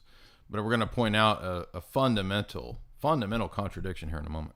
we'll actually see greater global cooperation, I don't know. It's the wise thing to do, but we should never underestimate human stupidity. What is going to transform the world is the combination of AI with an increasing understanding of the human body and of the human brain. You could say that the most important fact about living in the 21st century is that we are becoming hackable animals. And you have these two components. The animals come from biology and from biotech, and the Uh-oh. Remember at the beginning, there will still be humans in the equations making choices. Fast forward, you are becoming a hackable animal. hacking comes from infotech and from computers. When you reach the point when you say, okay, I want an AI doctor, I want an AI teacher to replace or augment human doctors and human teachers, there it's obvious that without biotech, you are not going to get very far. I think it will be, it's coming quite soon. It will have immense benefits for humans, and it will also have a lot of dangers. Why would you say it would be beneficial? Because, for example, an AI doctor could, that say monitors, let's take the classical scenarios that people talk about, that you go around 24 hours a day with biometric sensors on or inside your body, and they constantly send information. So you monitored from, you are monitored. You're monitored all the time. The information goes to an AI doctor, maybe on your smartphone or whatever, which analyzes all this stream of information and monitors your. So here we go. Get ready, right? Robo-doctor, right, is going to tell you what's wrong with you. And wait a minute. Get ready for it. Here it comes. Health in a way which no human doctor can even approach. And it can do things like diagnose cancer when it's still just beginning and it's still very. Wait for it. Now, again, this is Klaus's acolyte, Novocaine Euthyphro Ferrari, over there at the World Economic Forum, in this case at the World Government Summit. Doesn't exist, but it does exist, and if you don't like it, you're evil. But it also doesn't exist because you're a crazy tinfoil hat person if you think it does exist, even though there's a conference about it, but it doesn't exist. But it does exist at the same time, you see. Both of those things are true because contradictions are true in Big Brother's world. Now, here comes the key thing, big contradiction. I've listened to this like 4 times, so listen to this. Easy and cheap and painless to cure it. Instead of waiting for a couple of years until it spreads, and one day you wake up and you feel a bit of pain, and you do, it's nothing, and it becomes worse. We'll have the nanotech inside of you, penetrate you at all times. We'll penetrate you at all times. Penetrate the cabinets, penetrate you at all times. Penetration at all times. Nothing weird about that at all. Nothing strange. No, totally cool. That makes perfect sense. Penetration at all times. Total surveillance at all times. Here's the kicker. Get ready. And worse, you go to the doctor, they send you to all kinds of tests, and by the time they find out, maybe it's not too late, but it's certainly going to be a long, painful, expensive process to deal with it. So the promises are enormous. Also, the perils are enormous, and not just to the job market. So what happens to all the regular doctors? They lose their job. Depends. They can reinvent themselves and change what they do. Certainly, if most of what you do is just information comes in, you recognize a pattern, and you make a diagnosis. This is something that AI will be much, much better than humans. That's not the right one. Climate change is not just... Where's the clip about free will? Maybe it's... No, it's not that one. Dang it. There's another clip where he says, "Dude, you don't have free will. There's no free will. This is illusion."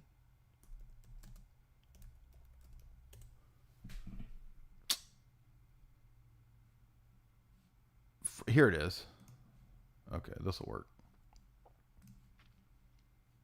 So we're still going to spot the contradiction. But you heard him say that there would still be humans in the equation.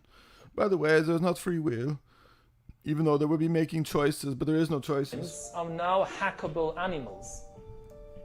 You know, the whole idea that humans have, you know, this, they have this soul or spirit and they have free will and nobody knows what's happening inside me. So whatever I choose, whether in the election or whether in the supermarket, this is my free will, that's over. Ooh, free will just got ended, dude. Debunked. BTFO free will. Get out of here, boy.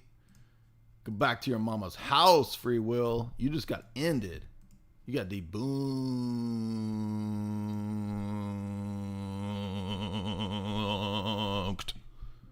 Whew. Will free will ever recover from such an epic debunking? But wait a minute. You just said in your video like a minute ago that humans will still be making choices. To make choices is free will. So now you're saying there is no free will. By the way, do you get royalties for your books and your speaking appearances? I'm guessing that you do. So you don't actually believe that there's no free will or agency because you get paid for what you do. Remember when we made this argument against JF? Oh, so you don't actually believe that there's no free will. You act as if there is free will because you deserve payment for your books and your writings and for your speaking engagements.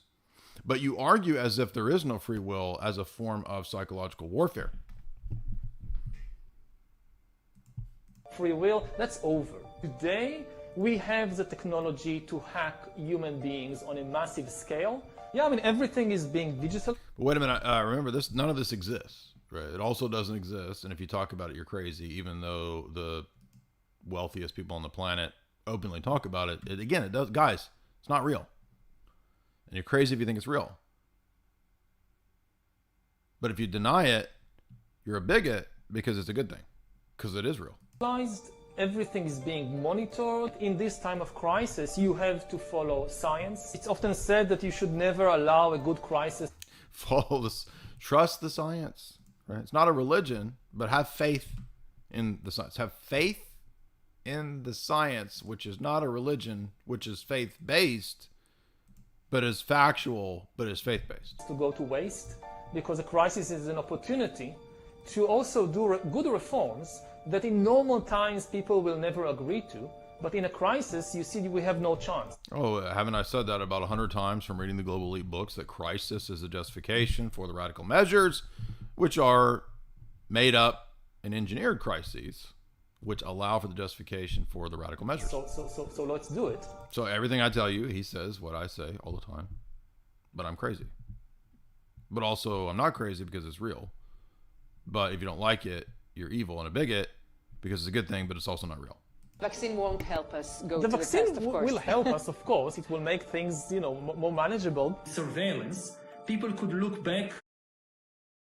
That's enough of that one. You get the point, right? I mean, it's all not real, right? There is no World Government Summit, and when it meets, it's good because it's a good thing, but it's also not real.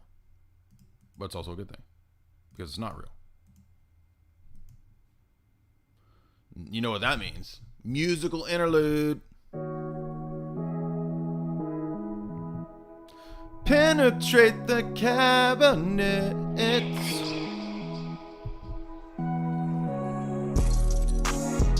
Hey piggy, give me one more super chance. Give me one more super chat.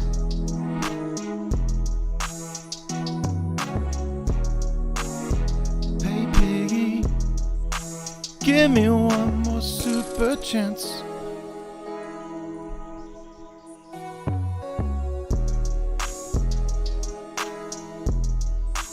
Don't make me go back to 9 to 5.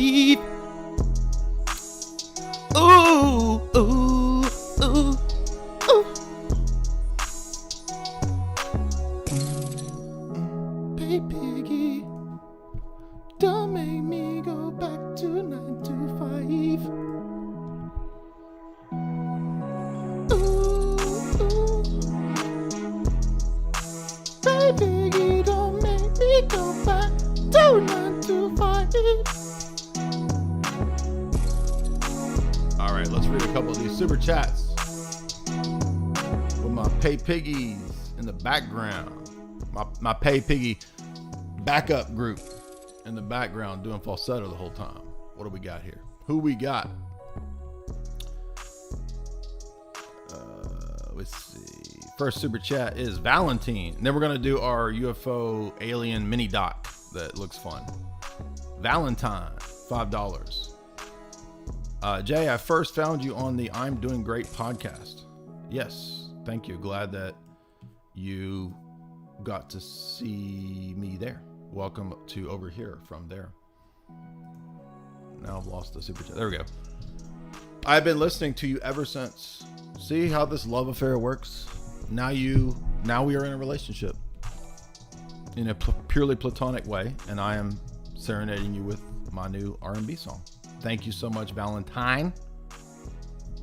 And you are my beloved first pay piggy of the day. And he says, God bless you. God bless you, Valentine. Much appreciated. Mongoose McQueen, $3. Shout out to Vinny Beducci for making these fat beats. Mongoose McQueen, people say that you work for the KGB. Right. But the real reality is that you work for Yngwie Malmsteen. Well, Yngwie Malmsteen works for the KGB. So in a roundabout way, I work for both. In 2 recent videos, you put major respect on Yngwie Malmsteen's work, and the secret is out. So actually, I'm sorry, I hate to break it to you, all of you, Yngwie. I just think that's just funny. The name is funny. The hair metal is funny. The tapping is funny. I don't listen to Yngwie. I'm sorry, but it's funny. So I hate to burst the bubble. If I pop that Yngwie bubble, hair will go everywhere, right? Green Feathers, $10. This is awesome. Aw, snap. I thought he said awesome snap. Aw, snap. Pay Piggy, $5. Pay Piggy. Get you anything on that dollar menu. That didn't rhyme at all, but Pay Piggy, $5. Thank you. Gamer, $5. I remember learning about the hole in the ozone layer in elementary school. Then in college, the story became all the gases are thickening in the atmosphere and making it impossible for the heat to escape. Yep. So the narrative changes because it's a narrative. Gish Gallop, $10. This is some Web 5.0 shiz. Exactly. I love this beat, dude. Tell me you don't feel it when you hear this beat, right? This is probably the best royalty-free beat out there right now.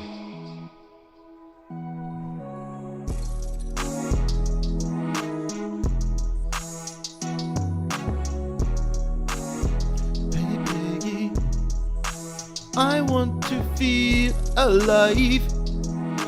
Don't send me back to 9 to 5. Exactly. How can you not like that? Anthea Appleton ran off. She's like, I'm out of here. Screw this. Lamont Stigler, $5 and says nothing. Silence. Thank you so much, Lamont. Andrew. Lamont Sanford up in the house. That's better than Lamont Stigler. Lamont Sanford up in the house. Andrew, $10. Funko Pop Fund. Yes, exactly. Funko Pops. That's the currency of the future around here. Crypto's backed on Funko Pops. That's the currency of the future. Kristen, $5. I got that rice on my foreskin. Obama Fortnite abortion. These nuts only a portion. Squeeze on them, turn orange. I do appreciate, Kristen, that you attempted to rhyme the word orange, because I was saying that when I freestyle and I say please, audience, give me the freestyle topics that you would like me to wrap upon. And someone says orange, I'm at a loss. I cannot rhyme the word orange, but that was a noble attempt. Rosh, $5. Thank you, Jay. I'm gonna play the slow jam next time I want to get Andy in the mood. Woo. Whoa. Whoa. TMI. TMI. Moth Wizard 238. You have mad the argument. I like mad the argument. You have mad the argument, boy, that if we are living in an illusion, then knowledge of the illusion is also an illusion. Yes, so it would be self-refuting. Is this the same for being aware of being in a dream? Sure. Yeah, lucid dreaming has the same principle. I'm having a hard time understanding how this refutes solipsism. Okay, but to know that you're in a dream is contrasted with being in the waking state, right? So you would never, if you are only in a dream, then the point is that you can't justify knowledge, right? I know that you're saying that, well, how do I know I'm not still in a dream? The point is that if all of reality is an illusion, then the proposition all of reality is an illusion is also part of all of reality. And thus it becomes self-refuting. So it's a defeater for a solipsist worldview in terms of epistemology. Moth Wizard says again for $3.97, arguing with pagans is a feat of endurance. I don't know what to call it. It usually goes nowhere, except for every pagan ends up defending relativism that I've debated. Now, there are a couple people who think that they're pagans and claim to be Platonists, and so they might try to avoid the relativist trap, but they're going to be soon susceptible to the basic problems of Platonism and Aristotelianism in terms of metaphysics and epistemology as well. So, yeah, it's really probably not worth anyone's time to debate pagans unless you're just making entertaining content, right? Moth Wizard, let's say the rest of his comment was they lack the faculty of reasoning. Well, they have the faculty of reasoning, but they've either surrendered it or it's darkened. And so they can't, yeah, exactly. So Paul says in Romans 1 that worshiping and serving the creature darkens the reasoning and the noetic faculty, both faculties. Exactly. Paul says that in Romans 1. And that is unfortunately what happens when you worship and serve the creature and not the creator. Finally, I got to catch a live stream. You caught it, but will you keep it? Or will you set it free? Finally, this quote speaks volumes to the modern world. There is a time coming when men will go mad and they will see someone who is not mad and they will attack him and say, you are not mad like us. St. Anthony the Great. Yes, that's definitely the theme of our era, our zeitgeist. I've shared that meme probably 50 times in the last several years. Philip Edenhorn, $50. This is your KGB handler bringing you your monthly stipend from your in Dugan coin. Thank you so much. So yes, it is. You can convert Dugan coin to US dollars and then into Bitcoin, which is what I will likely do. Thorn KP, $5. Thank you so much though for that fat super chat there, Philip Edenhorn. I was recently asked if there was any biblical evidence for prayers to the saints. Do you know of any biblical references? Yeah, so in the read Apocalypse 5 and 6, and the saints in heaven are offering the prayers of the saints on earth like incense. Read Apocalypse 5 and 6. And there's other references as well, but that's one. Thorn or Thom KP? Thom KP. Valentine, $3 again. Jay, have you done or are you planning to do any videos regarding the resurrection? I have done videos on the resurrection, at least 2 or 3. But the history of Easter and pagan influences? Yeah, I mean, that's just, no offense to you, Valentine, but that is such a low IQ Protestant evangelical objection that I typically don't focus on it. But I have explained it in many cases, in many instances, how Easter is Pascha, has nothing to do with Astarte, has nothing to do with Ostar or any Germanic thing. Nothing to do with Thule. Christmas is not Thule. Christmas was first celebrated, the divine liturgy in Alexandria for the birth of Christ in the year 200. Nothing to do with Germanic Thule at all. Okay?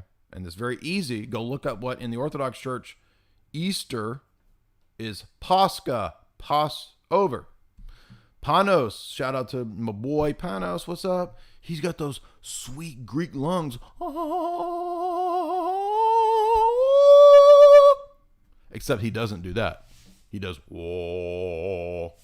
That's Panos right there. Spit Boomer busting bars to this video. Okay, well, I can't link that from my Streamlabs. So I think it was probably, is it that Greek music? Pano put up some Greek music the other day. I can't spit bars to Greek music, dude. Moth Wizard 159. All the military videos of the UFOs are used for target acquisition. Interesting. I could see that. So they'd send out some like little drone or something that the Top Gun people, Tom Coom is up there flying around trying to shoot it down. Right? Top Gun, Top Coom, Tom Gun. Did you see the trailer for Top Gun 2, by the way?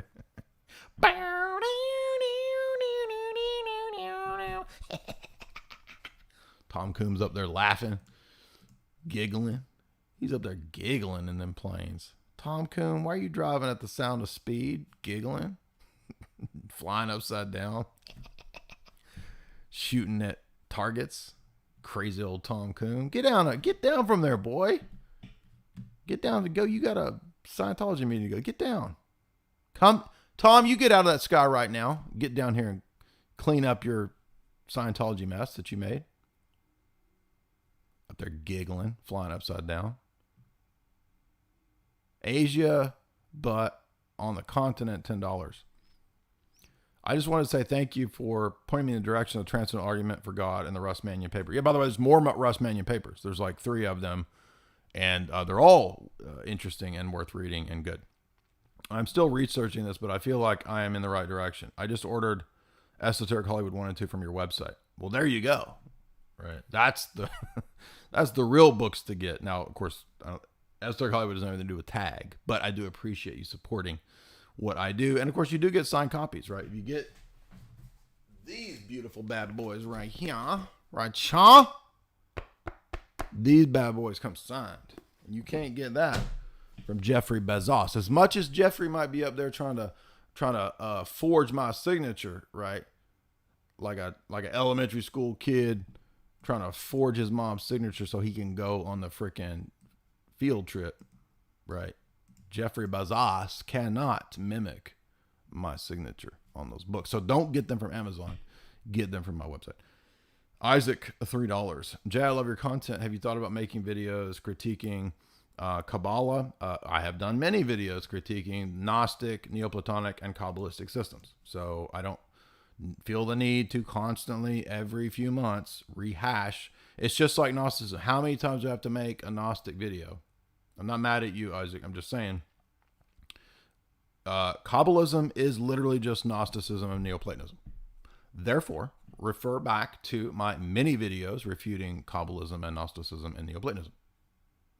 Dennis, $5. Imagine eating a poop burger in your self-driving electronic vehicle. No, the poop burger will be delivered via drone to your coon pod. That's what we're talking about. And then you die. Super Boomer, $5. Jay, get your channel put on the TV Guide channel so I don't miss these updates when you go live. I'm always missing it because I never see it on the TV Guide no more. Exactly. Super Boomer has the best Super Boomer takes.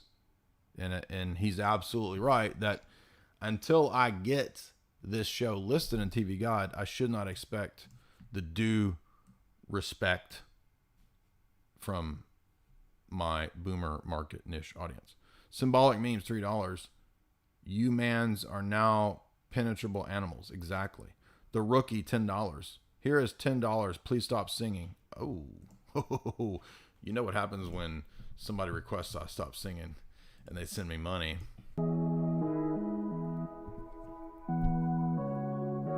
That's just going to incentivize me to keep singing, so you send me more money. Love points.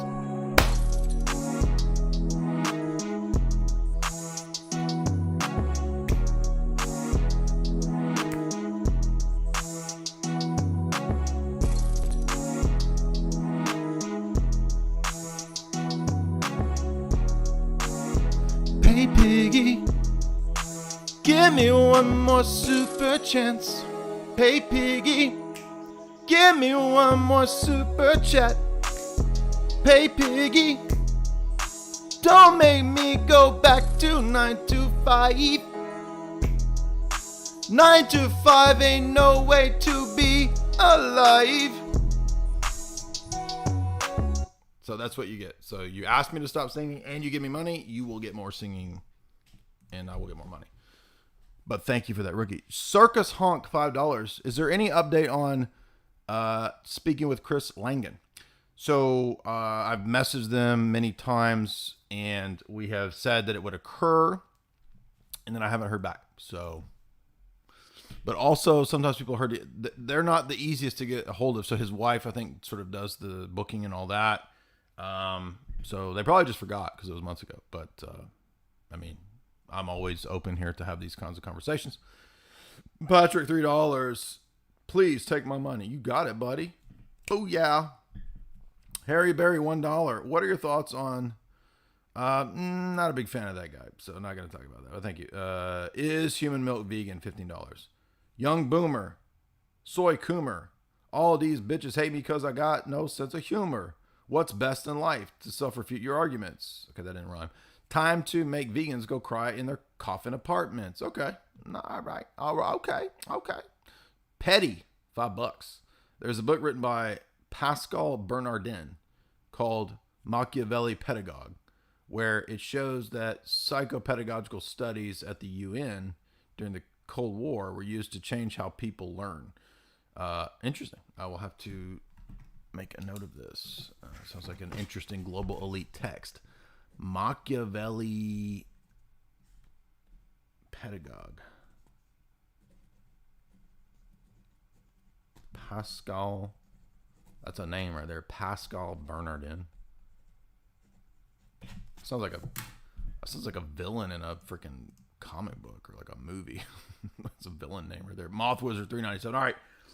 That makes more sense about solipsism. Thank you for clearing that up. Anytime, buddy. Gish Gallop, $5.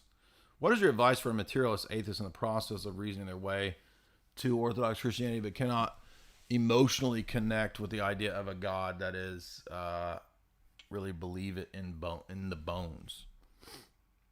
Well, I wouldn't stake my system on emotions. So emotions might play a role, but I would not worry too much about emotional feelings or whatever. I would start going and attending the liturgy because it's not primarily a big intellectual experience. Excuse me, it's not an intellectual exercise.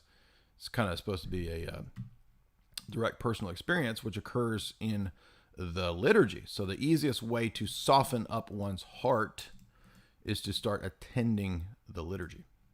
So that would be my recommendation for that. Now, thank you for that super chat though, Gish Gallup, much appreciated.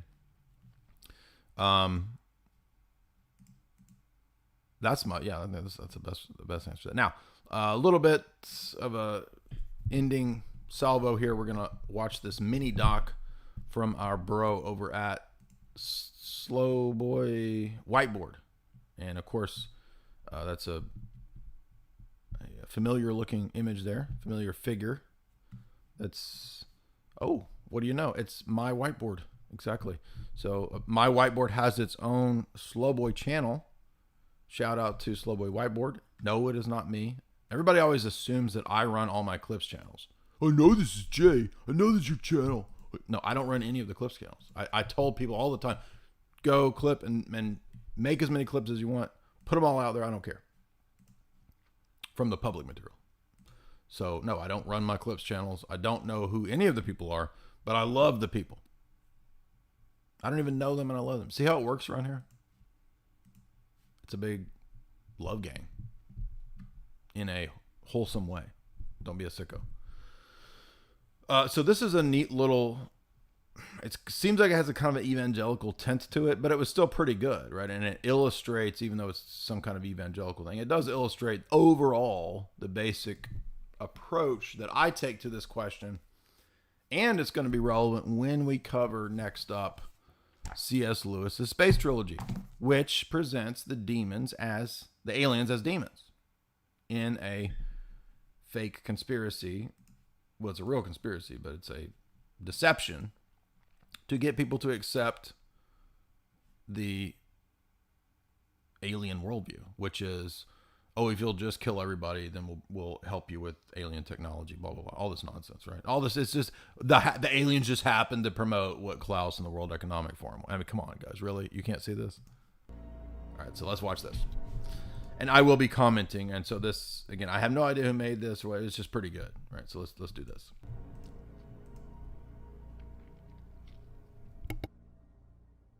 I don't think it's coincidence that the first original alien to come to Earth from the heavens appeared as a talking reptilian creature, giving New Age doctrines such as "you are God and you cannot die." This is the very same message that we hear given by these entities from testimonies of abductees. Now, that is something I have pointed out for a long time, right? And by the way, in the movies too, right? The aliens typically, oh, they just happen to be entities that fall from the sky. I saw Lucifer falling like so. Even the descriptions in the fiction, right, is suggestive of the biblical narrative of the fall. I'm not saying that makes everybody's testimony true. I am very skeptical about a lot of people's abduction stories. We know a lot of the early abduction stories were borrowed literally from fiction. So Betty Barney Hill, right? A lot of these people are just making up nonsense. Okay, so first of all, we mustn't assume a false either or that, oh, it's either all true or everybody's lying. There can be both. There can be true instances of weird experiences, and there can be a bunch of liars, and there can be psyops. It can be all the above, dude.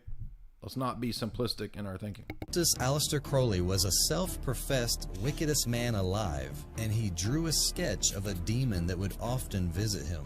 This demon introduced himself as Lamb, which is Tibetan for the way, an exact counterfeit of the true Lamb of God. Yeah, I mean, this is something that we have mentioned many, many times, right? So again, part of the reason we're doing this is because they're rolling out alien jibber jabber nonsense again. They love it. Every 6 months is a new alien thing. Used to be like 5, 10, 15 years ago, the every 6 months thing was North Korea. They love to roll out a new North Korea missile thing. And it would usually come right around now, around summertime. And we've laughed about this because it was always so predictable, right? Around spring, summer, they love to roll out a North Korea is going to nuke us story, which is all just nonsense, right? Now it seems like they really love every 6 months a new alien release, declassified documents show nothing, basically, right? But what have we always said? It's a deception. It's a psychological warfare, black ops, intentional deception. And what I liked about this documentary was that he actually dug up Jacques Vallée interviews of him saying that. So you don't have to just listen to me claiming that Jacques Vallée says that. You can watch him actually say it. Who is the way, the truth, and the life. Now we can clearly see that these entities are not visitors from other planets as they claim to be, but are actually demons seducing the world with doctrines of devils. Well, my first criticism of this video, which overall is okay, is like they don't even take into account the Black Ops element, which clearly that is there. I mean, you read the Collins Brothers book, Invoking the Beyond. They have a 200-page documented chapter on the usage of this stuff in black operations, in psychological warfare. There's a whole documentary called Mirage Men where they interview the people who intentionally used alien bunk in PsyOps. Richard Doty. He's a big part of the Mirage Men documentary. He's like, yes, we pick dumb people who believe this stuff and we dupe them in PsyOps with it. Admitting it. So I don't mind focusing on the spiritual element of it. But one thing that would have made this documentary a lot better is if they had not just assumed that it's all demonic, right?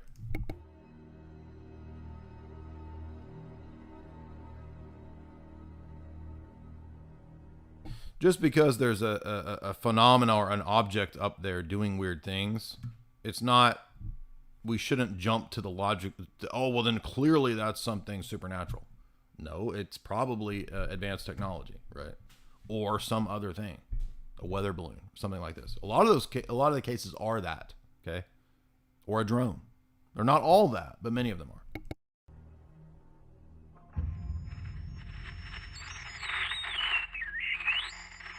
I don't think it does the Christian testimony good to just say all of this is demonic. It looks dumb. Okay, that's a stupid fake whatever. That's a toy. Okay, this is B movie stuff. Because I don't say all this stuff is aliens. That doesn't help our cause. Just had something go right over I mean, the demons. top of us. We are getting new video from the Navy showing pyramid-shaped objects. The last card is the alien card, and all of it is a lie.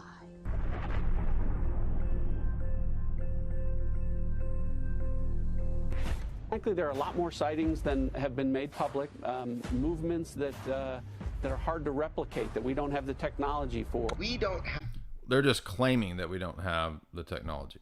And then they have all these people that come on who, you know, a bunch of former general, former naval intelligence officer, people trained to lie. I mean, so professional PhD liars, I'm supposed to believe their testimony when it comes to what technology we do and don't have and what these things are. Sorry, dude. They don't have it. The question is, who has it? Who's operating these vehicles? The information is very compelling. It's real. Yeah. Okay, it's real. Are they from another planet? If it's not ours and it's not theirs, well. Look at that dude. Yeah, I mean, clearly that guy is I mean, that guy looks very credible. Right? I mean, if you're gonna, like, why dye the top black and then leave the little Guy Fieri thing on the bottom? That's just, I don't know, like, to me, that's just discrediting. I want to at least see the goatee dyed black as well. Then I would believe you. Then it's someone or something else. I can't wait for this report to come out. There is no longer any doubt unidentified flying objects are real. This one was seen by now retired Navy pilot Alex Dietrich in her F-18 off the coast of California. UFO sightings in New York have nearly doubled since the pandemic began. I mean, I don't think they would be rolling all this out in the last 2 years in such a heavy way if there wasn't something coming. I don't know that it's going to be a Project Blue Book. I don't know. I don't claim to know. But I do think that they're going to continue to ramp up this alien nonsense. And I've been here for years saying that this is what's coming. We did the first interview on this topic as it being a big psychological warfare deception in 2013. So I've been here for almost, it was one of my first interviews was this topic with the Collins brothers. So I've been here for almost 10 years saying this, right? It's a deception. It's a bunch of nonsense, and it's all psyops, literally all of it. Now there can be a demonic element to it. I'm not denying that, but how is it not obvious to anybody that this is such a bunch of baloney? And we are getting new video from the Navy showing What is that? pyramid-shaped objects flying in the sky. These cell phone photos taken by a FA-18 pilot in I love that we're supposed to accept video footage of all this now that we're at the point where video footage can make anything be the case, right? I mean, there can be anybody in 2 seconds can fake stuff on their cell phone. But now we're supposed to believe the stuff that conspiracy idiots in like 2009, right? This is 2009 era conspiracy stuff. Putting up these grainy, blurry videos, right? Remember how YouTube used to be full of these things? So like the Fox Boomer crowd is like in 2009 era conspiracy YouTube world, right? It's like they were just regurgitating, like take a time machine back to 2009 era YouTube. March of 2019 show 3 different unidentified aircrafts off the coast of Oceania. A Department of Defense spokesperson said, quote, I can confirm unidentified aircrafts off the coast of Oceania. That looks like a satellite. Like what at all about that is weird, or it's a blimp. I mean, a lot of these things are like Homeland Security blimps.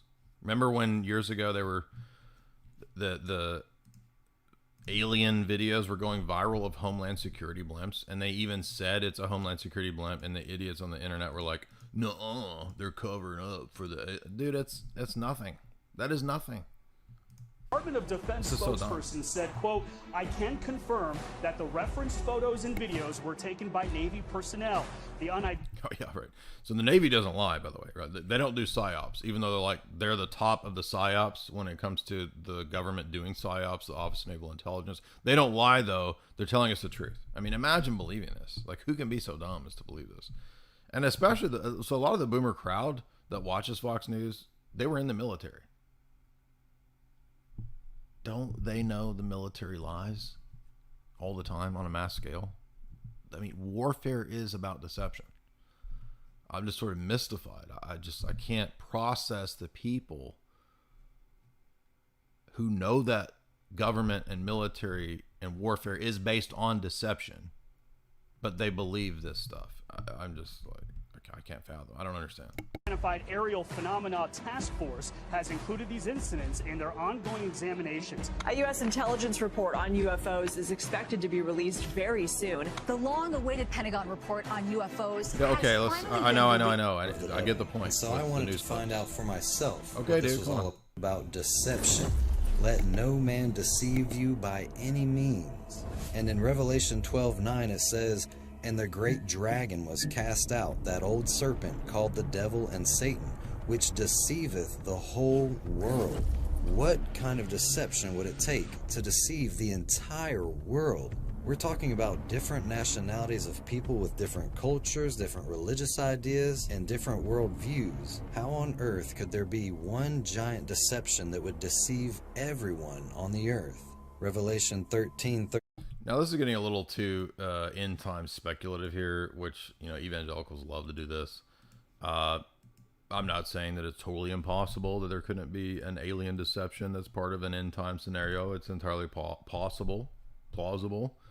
But, you know, evangelicals always act like they have this secret insight into this, and they don't really know. They don't actually know this. It's very possible, but you don't actually know this, bro. Sorry to tell you that. 13 and 14 says, and he doeth great wonders, so that he maketh fire come down from heaven on the earth in the sight of men, and deceiveth them that dwelleth on the earth by the means of those miracles which he had power to do in the sight of the beast. So now we know that the deception is going to be through miracles. Matthew 24:24 says, for there shall arise false Christ. Why did he black out the pages, the sections of the verse? That, I mean, I guess it's supposed to be part of the top secret aesthetic of the video, but you're blacking out the words of Christ. It just doesn't make any sense. It's kind of stupid.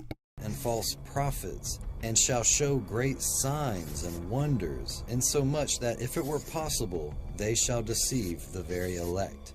Here again, we see these signs and miracles that are being presented by false Christs and false prophets. The purpose of this documentary is to do what Ephesians 5:11 says, and have no fellowship with the unfruitful works of darkness, but rather expose them. The media is no longer calling these sightings swamp gas and weather balloons, and it isn't tinfoil. Yeah, but hey, who's that? That's because they have a new usage for the story. So remember, so my thesis is that whatever demonic and dark elements are involved in this, which there are those elements, when it comes to the geopolitical sphere, the white papers and the documents from Brookings Institute that we've covered in the past show the intentional design on the part of using the alien mythos to steer people into different religious views. So that is real. That does exist. The Brookings Institute paper is very real. It's in multiple academic sources and literature. I put it in my book. So we know that that's verifiable, that they do have the conscious desire to use the alien mythos to replace Western biblical worldviews. But that doesn't necessarily prove that this is an end times deception. Could be. But again, that's another big leap that these people often make, especially from that sort of evangelical view. But again, there is, I'm not denying the demonic element to this. We just have to be careful not to jump into the delusions of, oh, I've figured out the end times, I've decoded the apocalypse. I mean, the Protestants, the evangelicals are the worst about this, right? So we have to be more measured and humble and reserved in not jumping into end-time speculations on these things. Hat-wearing conspiracy theorists that are saying UFOs are among us. Now it is. I don't know why he chose that, because ALEX doesn't cover aliens or say that there's UFOs and interstellar biological entities, but the entities may actually be spiritual entities. And actually Jacques Vallée, who, by the way, is not a Christian, but is in fact an esotericist, that's what he thinks. Interesting. Military. To fighter pilots who reported seeing unidentified flying objects. Every day for at least a couple years. This was extremely abrupt, like a ping pong ball bouncing off a wall. The ability to hover over the water and then start a vertical climb from basically... Okay, there are drones that do this. Okay, so why am I supposed to assume that this is something alien, right? Wouldn't the most rational conclusion be not to jump to aliens or even the supernatural, but to say that this is a technology of advanced drones that are used either for psyops or for target practice or something like that, and then they're just lying and saying that it's alien technology to bolster the alien mythology. Zero up towards about 12,000 feet and then accelerate in less than 2 seconds and disappear is something I had never seen in my life. It also could be that those are holograms, right? Maybe it's not an actual craft. Maybe it's just a hologram that's projected that appears to appear and disappear, right? I mean, everybody knows that there is the blue beam technology in terms of holograms. There's many videos you can watch on YouTube of holograms projected into the sky that are all real. So again, why are we jumping to the conclusion that this is something supernatural? In my position as the ranking member of terrorism and counterintelligence, we need to know what this is. It's clear to see that pop culture is obsessed with outer space and aliens and UFOs. You can hardly watch a kid's show or a movie or a comic book or an advertisement that doesn't show a UFO or an alien. And it's not just in worldly entertainment, it's also in Christian media. And I'm Bubbles from the Elevation Church Kids podcast, Adventures of the Starkeepers. Around March of 2009, History Channel had a new show called Ancient Aliens. This took the idea of believing... Do you guys remember my George Tsoukalos? That was a fun impression I did. I need to clip my George Tsoukalos because it was pretty good. That was the early days of Jay's analysis. So if you haven't seen my George Tsoukalos, I'll try to dig that up for you guys. So it's kind of a classic. And aliens from your wacky fringe theorist to the scientific and historical world. The show propagates the ancient astronaut theory, which is the... I'm pretty sure I met that dude, John Brandenburg. Let me see. To the scientific... I think that dude was at the Secret Space Program conference. I think I met that guy. And although he may have PhD after his name, I mean, if I recall, he says some pretty crazy stuff.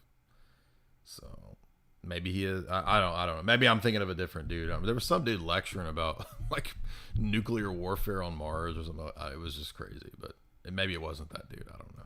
In historical world. And by the way, when I went to that conference, everybody there was like alien devotee, and they were all like, "Are you going to talk about aliens?" And I'm like, "No, I don't believe in aliens." And everybody was like, "He doesn't believe in aliens?" They were mystified that I was speaking. I'm like, "I'm here to talk about movies, dude. I'm sorry, I don't believe in aliens. I never have, never will."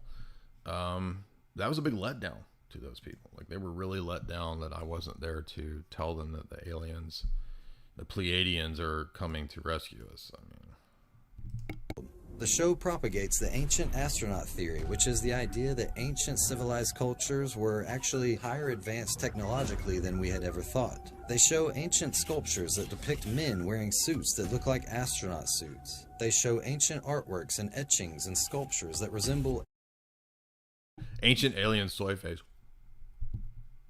alien greys, and flying saucers. After some years going down the road of the occult, I eventually came back to Christianity, and as a new believer in Christ, I began to watch this show looking for answers. And I remember distinctly how they portrayed the Exodus story of Moses and the Israelites following the beam of a UFO through the wilderness. Even the pillar of cloud could have been exhaust fumes from a UFO. This was a... exhaust fumes? So they have the ability to travel interstellar, but when they get to... like they still have Like a Ford style engine with exhaust fumes from a UFO. What? Very intriguing idea to me because I believe They still require oil changes. Basically, it's that's why the aliens always crash, because they have basically combustion engines that require oil changes. So. in extraterrestrials and that God created all things. And if God sent angels on missions to help men, why wouldn't he send his other creatures on other planets to help men? As I continued my lifelong search for truth on this matter, I found out that militaries of the world, including the US military and the Nazis, have created flying saucer craft. Yeah, so, right, shouldn't the first assumption be, given the Foo Fighter programs, that this is earthly technology, right? I mean, wouldn't that be the most logical first assumption? And that's what I've always said. I've always said I've never changed my view on any of this type of stuff. I've had the same view for 10, 15 years, okay? I don't remember exactly when I first formulated, probably 15 years ago, right? I've always thought this was some kind of stupid deception because I found Gary Bates's book back when I was an evangelical, actually. I think I still have it. Somewhere here. I have that book. And he's the evangelical dude who first put out a book, something Alien Deception or something like that. And he has lectures on YouTube, which are pretty good. But, I mean, it's kind of like this. It's kind of like a goofy kind of evangelical approach to it. But overall, kind of, you know, the basic points are kind of right. But, and they're hitting on the right idea that this is part of a bigger thing. It's just, I don't think that all of this is, they're just missing the Black Ops element. Everybody needs to watch Mirage Men. This is so crucial to understanding this phenomenon. If you don't understand the Mirage Men element of this, you're going to be lost off in the weeds and duped by a bunch of stupid stuff. So this made me wonder why our minds always went directly to outer space when we would see these things flying in the sky. How come our minds weren't thinking of secret military craft? Exactly. Now, this is a great point, right? That's where we should logically first go, not to aliens. Now, he's making the point I made in my book. I put a whole, 60 pages early on about aliens in the first book. And this was my point. Why do we immediately think, because there's an aerial phenomenon, of extra biological entities? Because of science fiction. Because of all the movies. Exactly. And that was intentional. But instead thinking of aliens flying saucers. The answer is pretty clear. Since the dawn of sci-fi novels and radio and television, this idea of alien men flying around in saucers has been implanted into our mind for generations. Well, how did a theremin get connected to spaceships? Like, automatically, the musical instrument of a spaceship. I don't know why, but it just fits, doesn't it? Upon generation. Then I seen a United Nations speech from September 21, 1987 by Ronald Reagan that made me question, is there a reason for all this propaganda? Could there possibly be an agenda to why the leaders of the world would want us to believe this idea that alien creatures are flying around in our atmosphere? These are the words that Ronald Reagan spake at that United Nations meeting. In our obsession with antagonisms of the moment, we often forget how much unites all the members of humanity. Perhaps we need some outside universal threat to make us recognize this common bound. I occasionally think how quickly... There you go. Now, this is a key element to it. Why the alien threat narrative? Because it is a potential unifying global thing. That's the key. That's why. And Reagan says it right here. Our differences worldwide would vanish if we were facing an alien threat from outside this world. Well, remember in Arrival, that was the plot of Arrival. And that's why I did dressed up like George Tsoukalos and put on that wig, is because that's exactly the point of Ancient Aliens, and that's the point of Arrival. Right? It's, you guys, you stupid humans, can't make your shit work because you're all, there we go. Remember the puffy, carb-bloated me as George Tsoukalos? You humans can't make your Earth shit work out because you're all divided into nation states, and if you would only acknowledge the global threat, then you could have world peace. I mean, dude, come on. Seriously? Alien theory, okay, has never been disproved. And if we can graft the head of the dog onto the body of a Bill Cosby today, which we do, it's never been disproved, okay, then the ancient alien theory is true. I'm going to tell you what's happening in this movie. Come on now, that's a pretty good Tsoukalos, right? I'll play you a little Tsoukalos clip here, but that's a pretty good Tsoukalos now. Come on, it's not bad. It's not, again, it's all improv, baby. It's all improv here. Shout out to my Greek boys, right? Pano, what's up, Greek boys out there? Tsoukalos, Greek, hello. The arrival, okay? And when you had... He does talk like this, but he talks like a Jersey, like a random ass Jersey dude. That's literally how Tsoukalos talks, by the way. For departure from watching this video, you're going to understand all the mysteries. And if you watch my show on History Channel, then you'll know that there's two things that we know about the world. Aliens, Nazis. Exactly.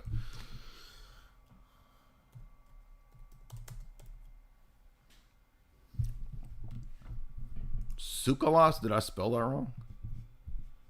Yeah, let's have coffee with George Tsoukalos. Remember this guy? How shrooms changed my life. I want to hear him talk. Honest with myself, coffee often made me feel anxious and hectic. Well, this morning's See if I got it Coffee right. Is with Giorgio Tsoukalos. Close enough. Okay. Satellite interviews furnished by the History Channel. Giorgio, welcome to WJC. Good morning. How are you? Very well. How about you guys? Well, we're doing great. Did they just play a fake laugh track on the local news to have him play like the most obviously fake laugh cheer track for what? This is weird. What a welcome. History Channel, ancient aliens. Look, I got to be honest remember, with hush. you. I want to hear him talk. I love space. I love physics. You love space. That was really profound, man. I love the science. I love astronomy. space. I love the science and the space. I love the vacuum, and I love the thing and the engineering and the batteries and the way the electricity and comes in and then it goes out and the transference of the energies. Oh, that you are wrong, because if you entertain the idea of the ancient astronaut theory, then every person has to be ready to look at these ancient texts and ancient monuments from our perspective, because everything was built and created by human beings. The only thing that we are suggesting is that it didn't begin in a vacuum, but that at some point, just like... I like how this dude dressed like he's going on a quest. Like every day, this dude is going on a freaking Indiana Jones quest, right? Like this every day with this dude is an adventure. I mean, no matter what he's doing, he is always wearing his adventure safari costume, and he's not talking very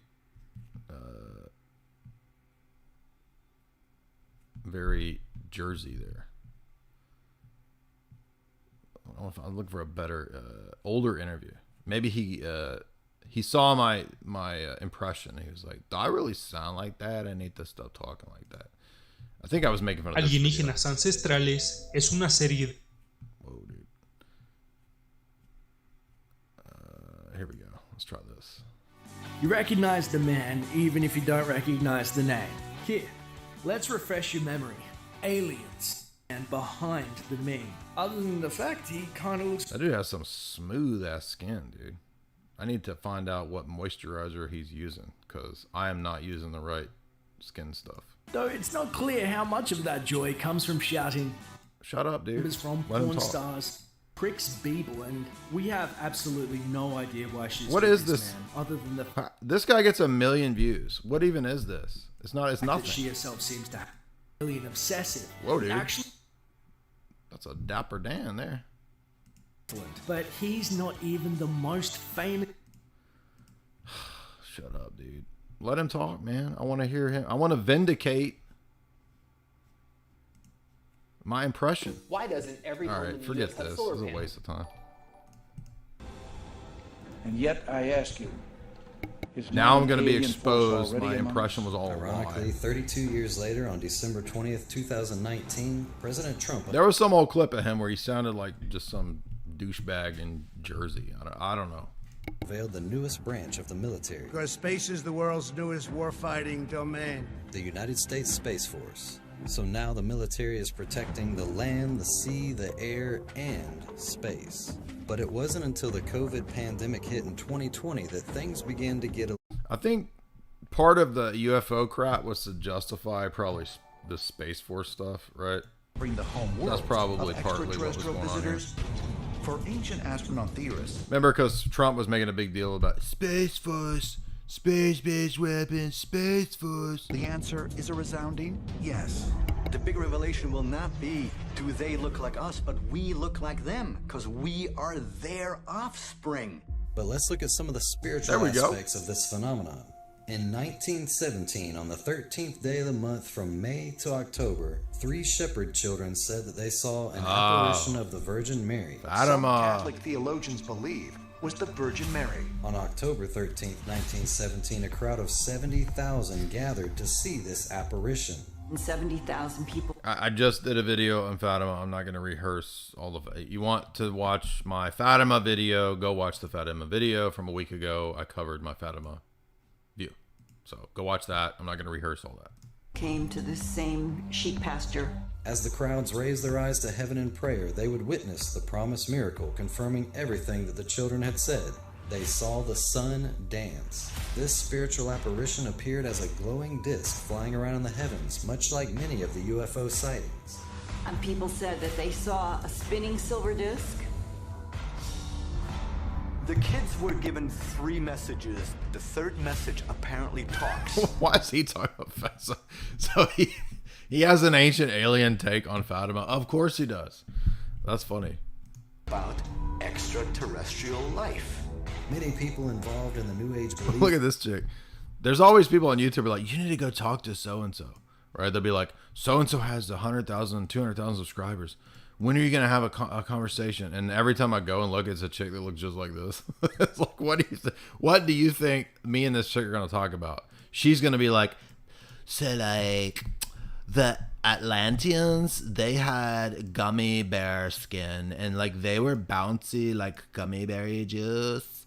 And so they were jelly bean people, and today we are like hardened and solid people, and so our bones are brittle or whatever, and like we crack. But like they had gummy berry juice in Atlantis. I'm not joking. Like I went and looked at, I don't even remember her name, Gigi. They were like, you need to talk to her, and so I was like, all right, let me hear her. She's talking about people in Atlantis had gummy bodies. Gummy bears bouncing here and there and everywhere. High adventures in Atlantis that are beyond compare. They are the gummy people. I'm not joking. It's always a chick that looks just like this and says and wants to talk about Atlantis. And practices have experiences with star people or star seeds, also known as indigo children. They call them indigo children and say that some of these kids can even see the spirits of the dead. Dude, you worked at Gaia and you were part of the... Dude, I didn't work at Gaia. It was a show filmed there. And I met a lot of these types of people. And I'm like, these people are believing crazy stuff. It's the belief that certain people originated as extraterrestrials and arrived on Earth through birth or as a walk-in to an existing human body. Starseeds are people or souls, more likely, that find it very difficult to be here on Earth because apparently Earth is not really their home. Starseeds are highly evolved. Every Gaia watcher right here. Except for the people that like my show, which is why my show didn't get renewed for a season 2. Does that make sense? There you go. How come you didn't get a season 2 of your show? Because this is who listens to. So there was like, I don't know how many few thousand people that actually liked my show, which was a good ass show, by the way. Props, shout out to my show, which actually was good. But it was just well over the heads of these floopy people here, right? Souls, whose sole origin is from the stars. You want to know why my show didn't get renewed? Right there. That's why. Starseeds are souls who originated in the Pleiades. Starseeds are beings who have... Another one. So here's Russian Margot Robbie, right? Russian alien Margot Robbie. Right? I'm started from Ukraine, and by the way, this is actually a thing in the Ukraine. There's a lot of these chicks like this. I don't know why. Probably because there's mind control, MK Ultra. Like, there's a lot of cults in the Ukraine, especially after Cold War. Ukraine was full of all these cults. Remember when we looked up that one chick? That was crazy. What Ukrainian cult woman? And she was, I've already forgot her name, the 80s or 90s. This is it. Doomsday Woman in the 90s. This is some weird stuff right here, dude. Look into this. I don't know what this is, but probably some kind of mind control experiment. I mean, I would not be. I hope they have a video. That's not it. What the heck? Get out of here. Crackdown on the Ukrainian cult. Let me just show you her pictures. Because they're probably not going to be.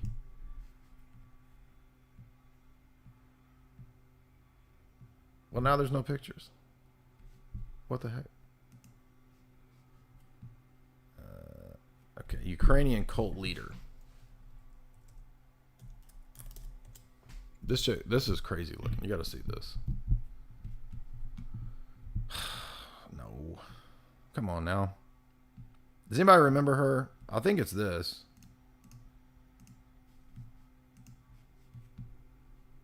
If I find her name, yeah, this is it. If I find her name, I can find her picture. Yes, she pledged to stage her own crucifixion and resurrection in St. Sophia Cathedral.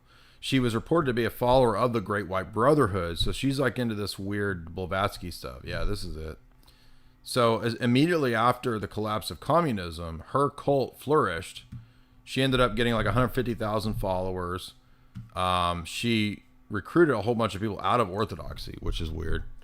So it shows you how poor the catechesis was there. But look at this chick. Yeah, here we go. Oh man. Whoa, dude. Yes, this is her. Now, there are quite a few of these out of the Ukraine. I don't know why.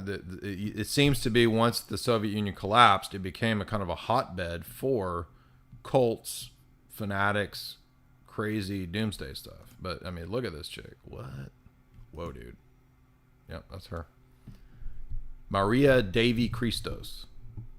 So I don't know how, being a woman, she thought she was the second coming. But I mean, like, who would fall for that?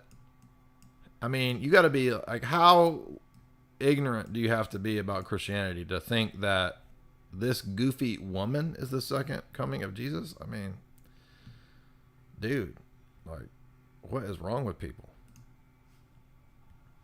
But yeah, so and again, no, I do not have documentary, peer-reviewed proof evidence that there were CIA operations involving MK Ultra in the Ukraine, but based on my pretty good, flawless, more or less, intuition, pattern recognition on the basis of past patterns, I would, if I had to put my money on it, say this probably had some kind of intelligence CIA level something going on. I don't know what it was all about. Could have been human trafficking, could have been money laundering. A lot of cults involve that stuff. And guess what? Alien cults are perfect test tube case examples of mind control. Newsflash. Spend majority of their lives on different planets. The first sign that you are a starseed is that you've always felt like an alien. It is a so never mind. Variant of the belief in alien human hybrids. The question is, if these star people are visitors from another planet, how can these physical beings remember on social media a few years ago, and it went viral about the Ukrainian OnlyFans model women or whatever that were claiming to be aliens? I remember that. Remember that? And remember one of them had all this like plastic surgery done because she wasn't human. Remember that? Something's going on with this. Into the body of another person.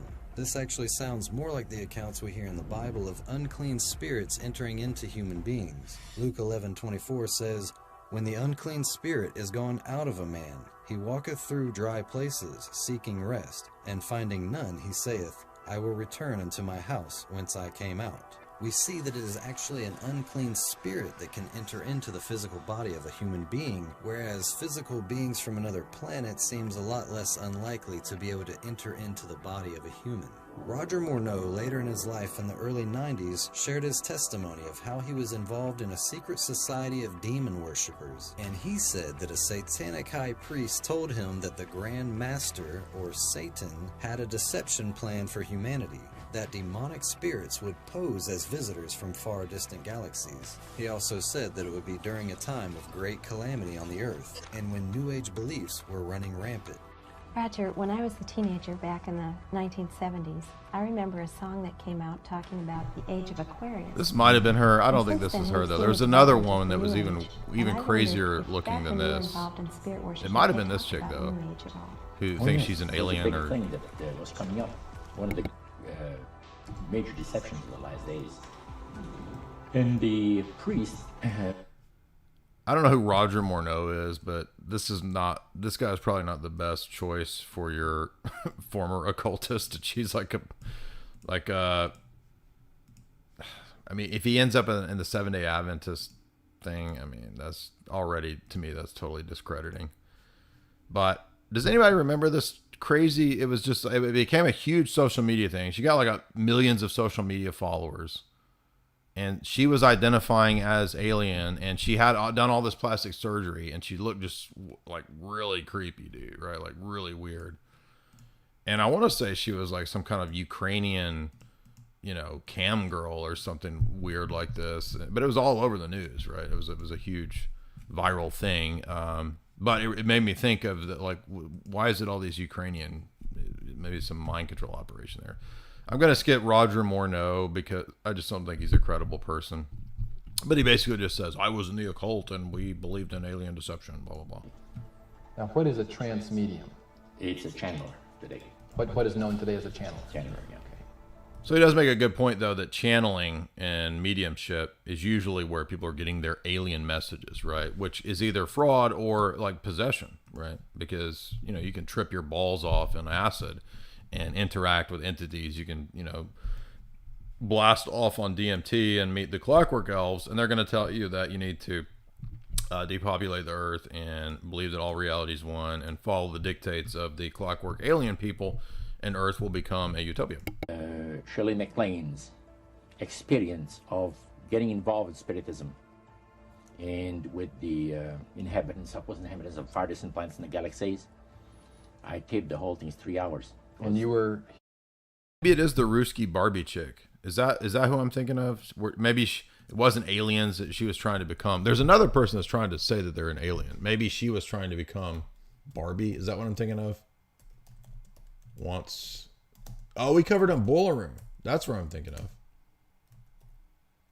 There's all these weird things like this, right? Oh, yeah. I remember this one. We did a whole Boiler Room on this. Remember her? Whoa, dude, that's so creepy. Remember this? Okay, she's a breatharian. Okay. So I'm getting her mixed up with the person who is identifying as an alien. There's one of those too. So it's both of these. But I was getting them mixed up. Hearing the fulfillment of what this high priest We did a whole Boiler Room on it. 45 years ago. Yeah, exactly. Part of New Age practices involves being a channeler or a medium for spirits, as well as extraterrestrials. There are thousands of these sessions recorded where a person willfully allows their body to be inhabited by an alien being and to speak through them to give a message to humanity. This practice is becoming more and more popular among young people today as influencers of the world are promoting this idea. Bunch of spaceships. There were like 5 to 7, and I don't know why I didn't try to take a picture of it. I just looked at it. Kesha says that it was her interview with Demi Lovato that intrigued her into channeling alien beings. With Demi Lovato, I loved the conversation we had. If you watch Kesha's video, she's got all these Crowleyan symbols, literally Crowleyan stuff all throughout the video. It's pretty funny.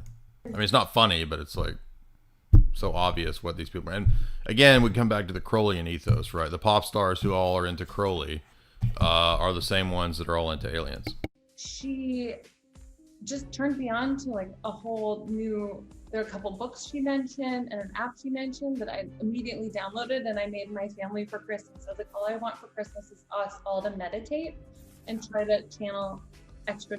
So, I'm grateful for the memories made and the opportunity. So this is all just, I'm going to skip all this. It's all just Demi Lovato talking about how she's channeling aliens and whatever. It's just ridiculous. By the way, she did get a Gaia show, right? So like right after they didn't renew Esoteric Hollywood. I mean, Hollywood Decoded, they gave Demi Lovato a alien channeling show. And they say even if we did die, you can choose to come back from the death state. Occultist Aleister Crowley was a self-professed wickedest man alive, and he drew a sketch of a demon that would often visit him. Yeah, we know Lamb. All right, so let's go. Now we're going to go to the best part of this. We're going to close with this, which is Jacques Vallée, of course. Jacques is one of the earliest well-known kind of inner deep state people that publicly wrote about this phenomenon from a deep state level. Now, that doesn't mean that I'm saying that, oh, well, we should believe everything he says, right? So, because I don't believe he's ultimately a totally credible person, because he himself, by his own admission, was involved in various types of esoteric and occult practices. I'm pretty sure he was a Rosicrucian. So what's interesting is that even as a Rosicrucian, though, he seems to say this whole thing is a big deception, right? And if you remember in Close Encounters, the French dude, I just went blank. He's Belloc in Indiana Jones. The French dude is representing Jacques Vallée. So Spielberg wanted that guy to be a stand-in for Jacques Vallée.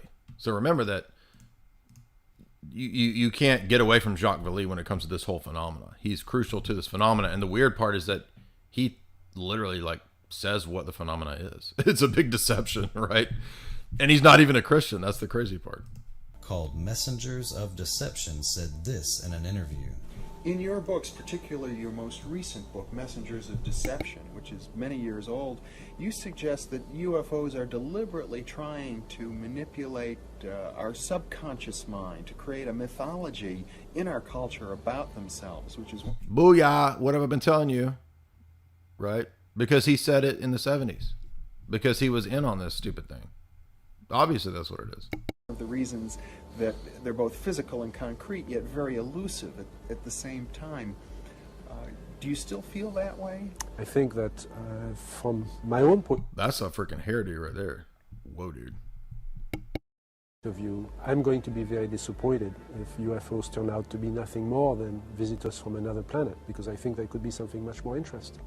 Something from another... What if I met Sneck in real life and that's what he looked like? That would trip me out, dude. Like this whole time I don't even know what I had in my head, but Sneck actually just looked like that. Dimension of space or time. Here are objects, I think we have to call them up. Sneck's like in his 20s, but he looks like that. I'm just joking.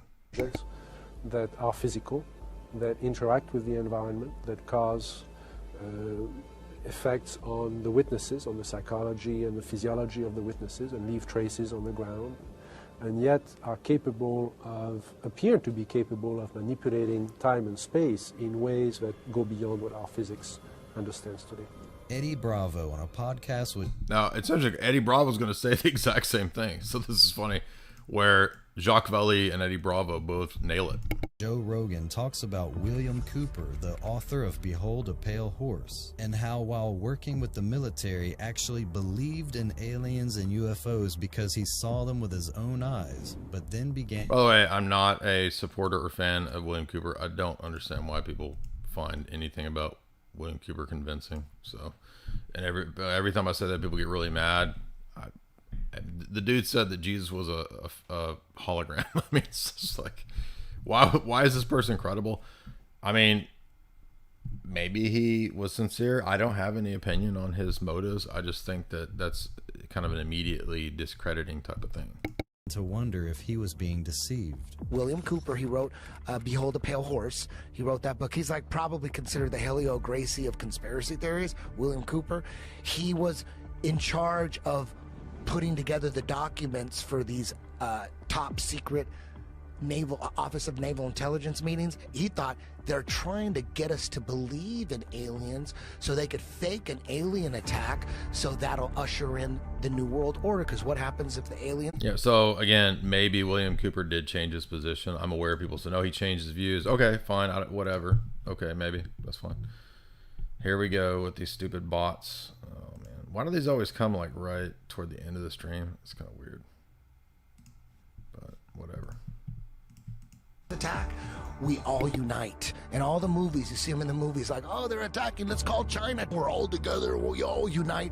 That's the whole purpose of everything. William Cooper, he was the guy who he was like, aliens exist. I'm looking at these documents. They're having these meetings about this crash. He's got his own little private radio and then he's like, oh, these are setting me up. This is all. He goes, they're setting up a fake alien invasion. That's what they're doing. Okay. Or could it be manipulated purposely by people who have the technology to simulate UFO sightings? And people say, well, of course not. Who would do a thing like that? Well, I would remind you that during the Watergate investigation, it was discovered that there was a plan originated in the White House to surface a submarine off the coast of Cuba and paint the second coming of Christ over the island of Cuba using holograms. Yeah, so notice Jacques Attali mentioned, Jacques Vallée mentions the reality of various PSYOPs programs, which do and have utilized the notion of religious manipulation, utilizing a fake second coming. So that is a real thing. And again, Jacques Vallée is no small anonymous unknown figure. He's a very important figure. So if you want to watch the rest of this, there's another 5 or 10 minutes that gets into critiquing Tom DeLonge and his promotion of the alien stuff and whatever. You can go watch it right here. I'm going to put it in the show description. The full documentary is over there at Slowboy Whiteboard channel. And then I got a couple more super chats, but I have another interview to go do, and I'm kind of wearing thin, but guys, we're going to have fun as we delve into fun things out of the Silent Planet, Paralandra, and I just went blank. Hideous Strength, the third one. So we'll do the Space Trilogy next. It's going to be a lot of fun. It will be a half and half public and members discussion, so if you want to see the full discussion, you will need to subscribe to the website. Or head on over to Rockfin. We love our Rockfin free speech advocate bros. So head on over to Rockfin, make a free account. If you like the content, a paid account gives you access to everybody. So that's the unique thing about Rockfin, is that it's basically a better version of Patreon. Imagine a better version of Patreon and a better version of Netflix with good content. That's what you get on Rockfin. So if you get a paid subscription through my channel, you get access to everybody. You get Tristan's paid content. You get Sam Tripoli. You get Richard Grove. You get